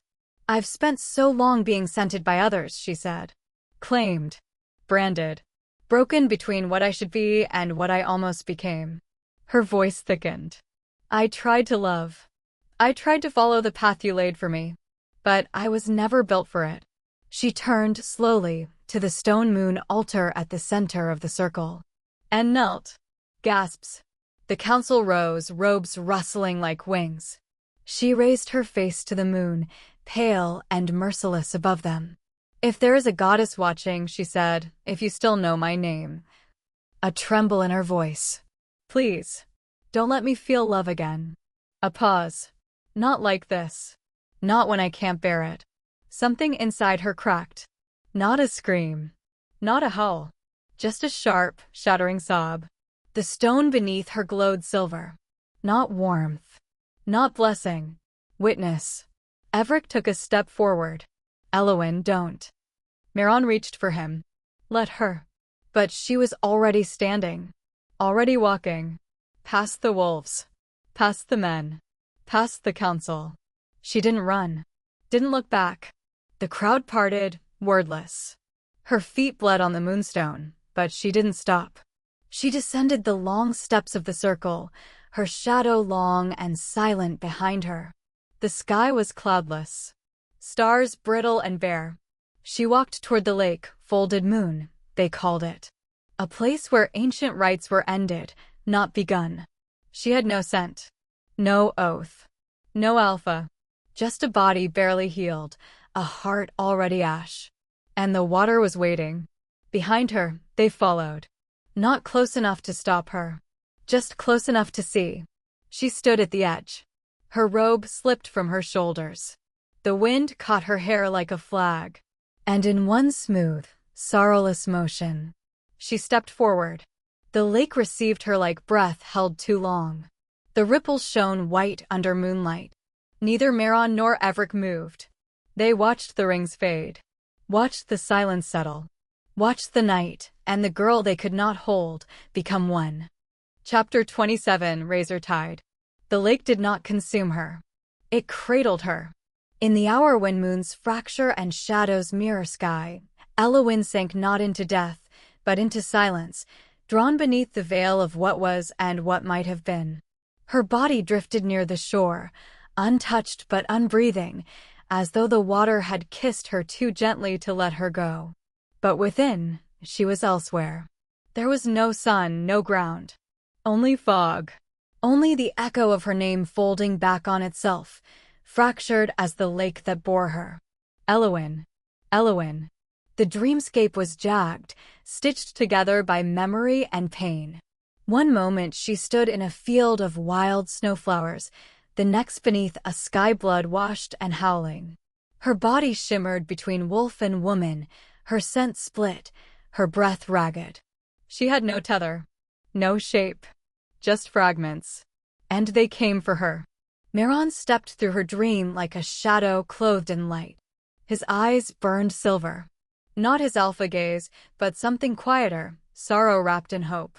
Elowyn, he whispered, voice threading through the void. She turned. Or some version of her did. The Elowyn he had known, the girl who had once begged to feel safe in his arms. She looked whole, mouth parted in awe. Her eyes reflected him. But she wasn't her. Maeron reached toward the illusion, but stopped. His hand trembled. I don't want a ghost of you, he murmured. I want you. The one who bleeds. The one who walks away. The illusion smiled. And then smiled too wide. He bared his teeth. And drove his blade, spirit-wrought, through her heart. The false Elowyn shattered, smoke dissolving into ash and light. In another fold of the dream, Evric stood knee-deep in a field of black water. Around him, echoes rippled. Her laughter. Her weeping. Her voice gasping his name. He pressed a hand to his chest. His mark pulsed, too loud, too hot. He clung to it. Elowyn, he growled, come back. Come back to me. I will rewrite every wrong. She appeared before him. No, not she. A vision. Golden hair, lips stained red, limbs open and waiting. She beckoned. He moved to her, breath shattered, drawn by desperation. She smelled right. Sounded right. But then she laughed. And the sound cut him. Too sweet. Too cruel. He roared. No more lies. He reached for his own neck and ripped the mark free, spirit-wise, agony blooming white behind his eyes. Then he drove it into the vision's heart. She screamed. And vanished. Silence returned. And between the crumbling illusions, in the stillest point of the dream, she floated. Elowyn. The real one. Neither smiling nor weeping. Just watching. She stood between them. Hair heavy with dream water. Gaze unreadable. Her scent flickered, Maeron's storm, Evric's flame, and something else entirely. Something new. She looked at them. Not girl to man. Not mate to mate. But truth to broken things. So this is what it takes, she said softly. To earn my breath, you killed me in your minds first. Neither answered. She stepped closer. You fought so hard to possess me. But was it really me you wanted? Or was it your last chance to outrun your fated failure? Maeron's throat bobbed. Evric's fists shook. She tilted her head. You don't get to answer. And then, she was gone. The dream shattered like glass underfoot. When light returned, it was pale and real. Morning. Cold. Honest. She was lying on the shore of the fractured moon lake. Her fingers curled in the silt. Her heart throbbed, a slow, steady ache. Her body hurt. Her throat was raw. But she was awake. The sky above her bled into lavender. A bird cried somewhere distant. She sat up. They were both there. Maeron on one side, Evric on the other. Neither dared move. Both breathing like men who had drowned. She looked at them. Really looked. And spoke. I remember your love. The words cut cleaner than any rejection.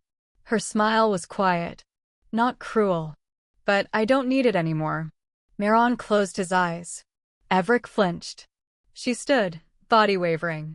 A breeze tugged at her damp hair. I'm leaving Ashfin. Maeron looked up. Where? She didn't answer. I won't belong to any pack. Not again. Not to you. Not to a council who only ever saw my scent, never my soul. Evric stepped forward, but she raised a hand. I'm carrying life, she said. Time stilled. Neither man spoke. Her hand drifted to her stomach. One of you is the father. But I'm not going to say who. Evric's jaw tightened. Maeron blinked like he'd been punched. She turned, facing the rising light over the lake. It doesn't matter. The child will never be a prize. Not a symbol. Not your second chance. Her voice dropped. This time, the story will begin with me. She walked. Neither followed. She didn't ask them to. The tide curled at her feet, not to drag her back, but to carry her forward. And the moon above watched her go, fractured and whole all at once. Chapter 28, The Salted Path. The exile trail did not welcome her. Its path was ragged bone and scorched wind, a road carved by centuries of footsteps too shameful to be buried. No trees grew here.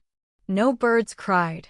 Only salt-cracked stone beneath Elowyn's feet and the whisper of a curse too old for the council to remember, but too sacred to revoke. She walked alone. Every step sent a thread of pain through her back. The child within her stirred, a weight both precious and damning. The wind pushed against her like hands made of memory. Maeron's hands. Evric's breath. Their promises. Their failure. But none of them followed her. Not this time. By dusk, the sky had bruised violet. Her limbs trembled. The fire she lit sputtered weakly in the cave mouth where she collapsed for the night. The flickering flame made her shadow lurch across the walls. A lone wolf, rounded and raw. Sleep didn't come. Instead, something else did. She woke to silence. Not the absence of sound, but the stillness of knowing. She stood, belly heavy, and walked deeper into the cave. The walls began to gleam, not with light, but with memory, carved in ancient glyphs. And at the end, wrapped in gray shawls that billowed though no wind stirred, sat a woman with eyes white as bleached river stone. You've come, the woman rasped. Elowyn froze. I didn't know this place was real. The woman's laugh was dry as dust. All things made of pain are real, child. Sit. Elowyn did. You carry the blood of 2 alphas, the oracle said. But the child's fate is not your own to write. I don't want fate, Elowyn whispered. I want safety. Then you have already lost. The oracle reached out. Elowyn flinched, but the woman's fingers brushed her swollen belly with uncanny tenderness. He is strong, the seer murmured. And marked twice. If he sees his father's face upon his first breath, he will take on all that strength. All the fire. All the ruin. Elowyn swallowed. And me? You will die. The words landed like a blade. Split down the soul, the oracle said softly. 1/2 to your mate. 1 to your son. Elowyn's breath caught. Her body curled, protectively, instinctively. Is there no other way? There is. The oracle's lips cracked in something like sorrow. You may bear him alone. Choose not to let them near. Not until your life has passed through the worst of the pain. Elowyn closed her eyes. Sweat prickled her neck. The wind outside howled. She did not speak again until morning. By the time she left the cave, the oracle was gone, if she'd ever been there at all. Only a single symbol remained, burned into the stone, a wolf with its back turned to the moon. She began the climb up wind-barren ridge. No path marked the ascent. Her hands scraped against jagged rock. Her feet bled. The child kicked, a reminder or a protest. The air thinned. Her lungs burned. She screamed once, and it came out a howl, caught on the wind and flung back down the cliffs below. By the time she reached the cave of the forgotten child, night had returned. Pain bloomed in her belly. She dropped to her knees. Her hands trembled as she dragged herself deeper into the cave. Every contraction stole a part of her mind. Every breath was a battle. The stone floor was cold, wet with her blood. Her nails scraped raw earth. She cursed the gods, cursed the council, cursed herself. Then the pain seized her so completely she forgot how to breathe. She collapsed. And the wolf came. Not Maeron's storm. Not Evric's flame. But hers. A great she-wolf of pale ash and shadowed gold, circling her body like a silent sentinel. Its eyes were hers. Its snarl familiar. Stay, Elowyn gasped. I don't want to do this alone. The wolf laid beside her. Breath for breath. Pain for pain. She turned on her side, panting. Little one, she whispered through cracked lips, you shouldn't have been born in war. You shouldn't have been made from sorrow. But I swear. Her tears fell hot and fast. I love you. More than I ever loved being a wolf. And then the final wave came. A scream tore through the cave, raw, unholy. Her body arched. She clawed at the stone. Her breath broke. And life surged through her. Light, blinding and silver, erupted from the cave mouth, a bolt straight to the heavens. Far away, beyond the mountain, in a field of ruins, Maeron dropped to his knees. His mark burned white. His soul recoiled. Evric staggered from a dream, gasping. Blood ran from his nose. His heartbeat fractured. They felt her go. Felt her tear from the bond. Felt the ache where her spirit had been. Elowyn, Maeron choked. No, Evric breathed. No, no, no. But she was gone. Above the cave, the wind fell still. And within, a newborn cried, echoing against stone, fierce and alive. Wrapped in salt and silence, the wolf curled around mother and child. Watching. Waiting. And the cave held its breath. Chapter 29. Unmake the Salt. The salt wind still hadn't stopped crying. It howled over the ridge, curling in ghost fingers around the mouth of the cave of the forgotten child. The sky was the color of morning ash, and the light barely reached the fractured stones below. But there it was, piercing the gloom. The cry of a newborn. Maeron reached the ledge first, mud-caked to his knees, blood at his collar where thorns had torn through his cloak and skin alike. Behind him, Evric staggered to a halt, breathless, one hand pressed to the fresh burn blistering along his jawline, where the mate bond had torn free. Neither spoke. The sound from inside the cave struck them both like a blade sheathed in awe, high, small, relentless. Alive. Maeron moved first. Each step down into the darkness felt like cutting open old wounds. His palms scraped stone, the narrow passage forcing him to bow. He smelled it then. Blood, yes, but beneath that, salt. Her scent. Elowyn's. Evric followed, silent as a funeral shadow. At the end of the tunnel, light flickered. And there, on a bed of torn fabric and dried moss, was the child. He couldn't have been more than hours old, swaddled in what had once been her traveling cloak. His eyes, though shut tight, trembled as he screamed. Tiny fists flailed in protest. Beside him lay parchment, stained with blood at the corner, but the writing clear. This is not vengeance. Not redemption. I chose death because it was the first thing I truly chose. I do not belong to the past. Or the future. Only to myself. Neither man reached for the letter. Maeron knelt, his arms shaking. Evric crouched across from him, gaze locked on the child. No words passed. The child's cry faltered, then softened, as if even he sensed what the silence between the two meant. He blinked once, blindly, and the air grew still. Then it happened. Between his brows, beneath wisps of ink-dark hair, two marks flared. The ridge mark of House Halveric, silver flame, etched in jagged arcs of command. And beside it, the shadow-bind rune of Thornefell, an echo of ancient mountain and storm. A dual inheritance. Impossible. Unheard of. Maeron's breath caught. Is it real? Evric nodded. I feel it. He carries both of us. They stared at the child, then at each other. I never got to hold her, Maeron said. Not once. She wouldn't let me. Evric's throat worked. She let me once. Just once. I thought it meant something. Maeron turned his head. It did. They watched as the child squirmed. No council decree. No blood duel. No snarling argument. Just silence and a ghost's farewell still echoing in the stone. We can't undo what we did to her, Evric said finally. Maeron's voice was low, ragged. But we can raise him differently. Evric nodded. We teach him not to take what doesn't want to be taken. Not to love like conquest. Maeron looked down. Do you think she'd let him call me father? A long pause. Evric's eyes flicked to the child. We don't deserve to be her legacy. But we are. And he'll choose what we are to him. They bundled the child in silence. A new cloak for warmth. Water from Maeron's flask dripped against his forehead like an accidental baptism. The boy blinked again. The mark between his eyes pulsed.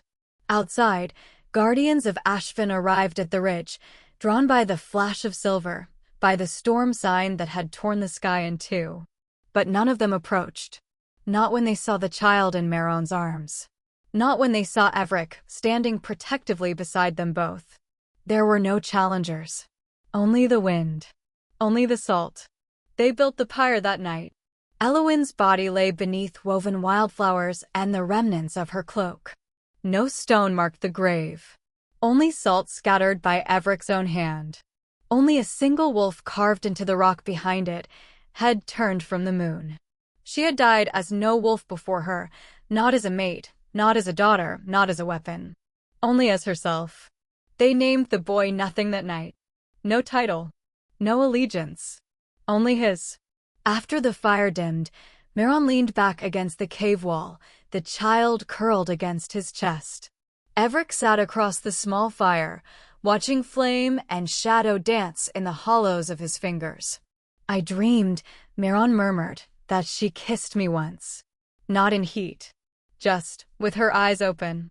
Like she saw me. Evric didn't laugh. I still see her, he said. Every time I close my eyes. A long pause. Then, softer, almost inaudible. I'll never stop loving her. Maeron nodded. Me either. The fire cracked. The child shifted. And the two alphas sat there in silence, haunted by love, bound by guilt and cradling the only piece of her the world would ever touch again. Chapter 30, The Accord. The moon was whole that night. High above the Covenant Circle, it bled silver over stone and oath alike, illuminating the scarred earth of Ashvin's oldest ground. Where once blood had been spilled to bind mates, now silence held its breath. The child slept in the crook of Maeron's arm, bundled against the mountain wind. A thin thread of white hair curled at his temple, darker locks beneath hinting at fire and shadow both. He made no sound, only curled one tiny hand in the fabric of Maeron's sleeve. Evric stood beside them, posture rigid, but his eyes never left the carved sigil in the center of the circle, the seal of Mubind. It had seen generations rise, fall, burn for love, and drown in ambition. But never this. Never them. The council stood in a ring behind. Cloaked figures of bone lineage and old fury. None dared speak yet. Not while the final act remained unfinished. Maeron stepped forward, child still in his arms. Evric followed, his breath a storm behind his teeth. The tablet lay between them, moonstone etched with old Ashvin tongue. The Accord of Severance it read. In smoother ink beneath, hereby, the bloodlines of Thornefell and Halveric agree never again to raise conflict in the name of Elowyn Ashmere. Her memory shall remain unbroken, unwarped, and untaken. A final oath. A vow of relinquishment. They signed in silence, clawed to stone. As Maeron finished his name, the wind shifted. Low at first, then rising. Evric looked up sharply. Do you hear that? The air shimmered. A glimmer at the edge of the circle, faint, as if the light itself bent. Then it sharpened. The shape of a wolf stepped into being. Silver shadow fur, paws that left no mark on the earth. Not flesh. Not ghost. Something older. A soul caught between remembering and release. Her. Elowyn. Neither man moved. The child stirred once in his sleep. The wolf turned its head, first to Maeron, then Evric. Not accusation. Not forgiveness. Just knowing. A gaze without weight. A silence without cruelty. Then, slow and certain, the wolf turned away and walked toward the ring's edge. At the moment it crossed the border of stone and night, it dissolved, like mist under wind. Evric's voice was a breath. She chose not to stay.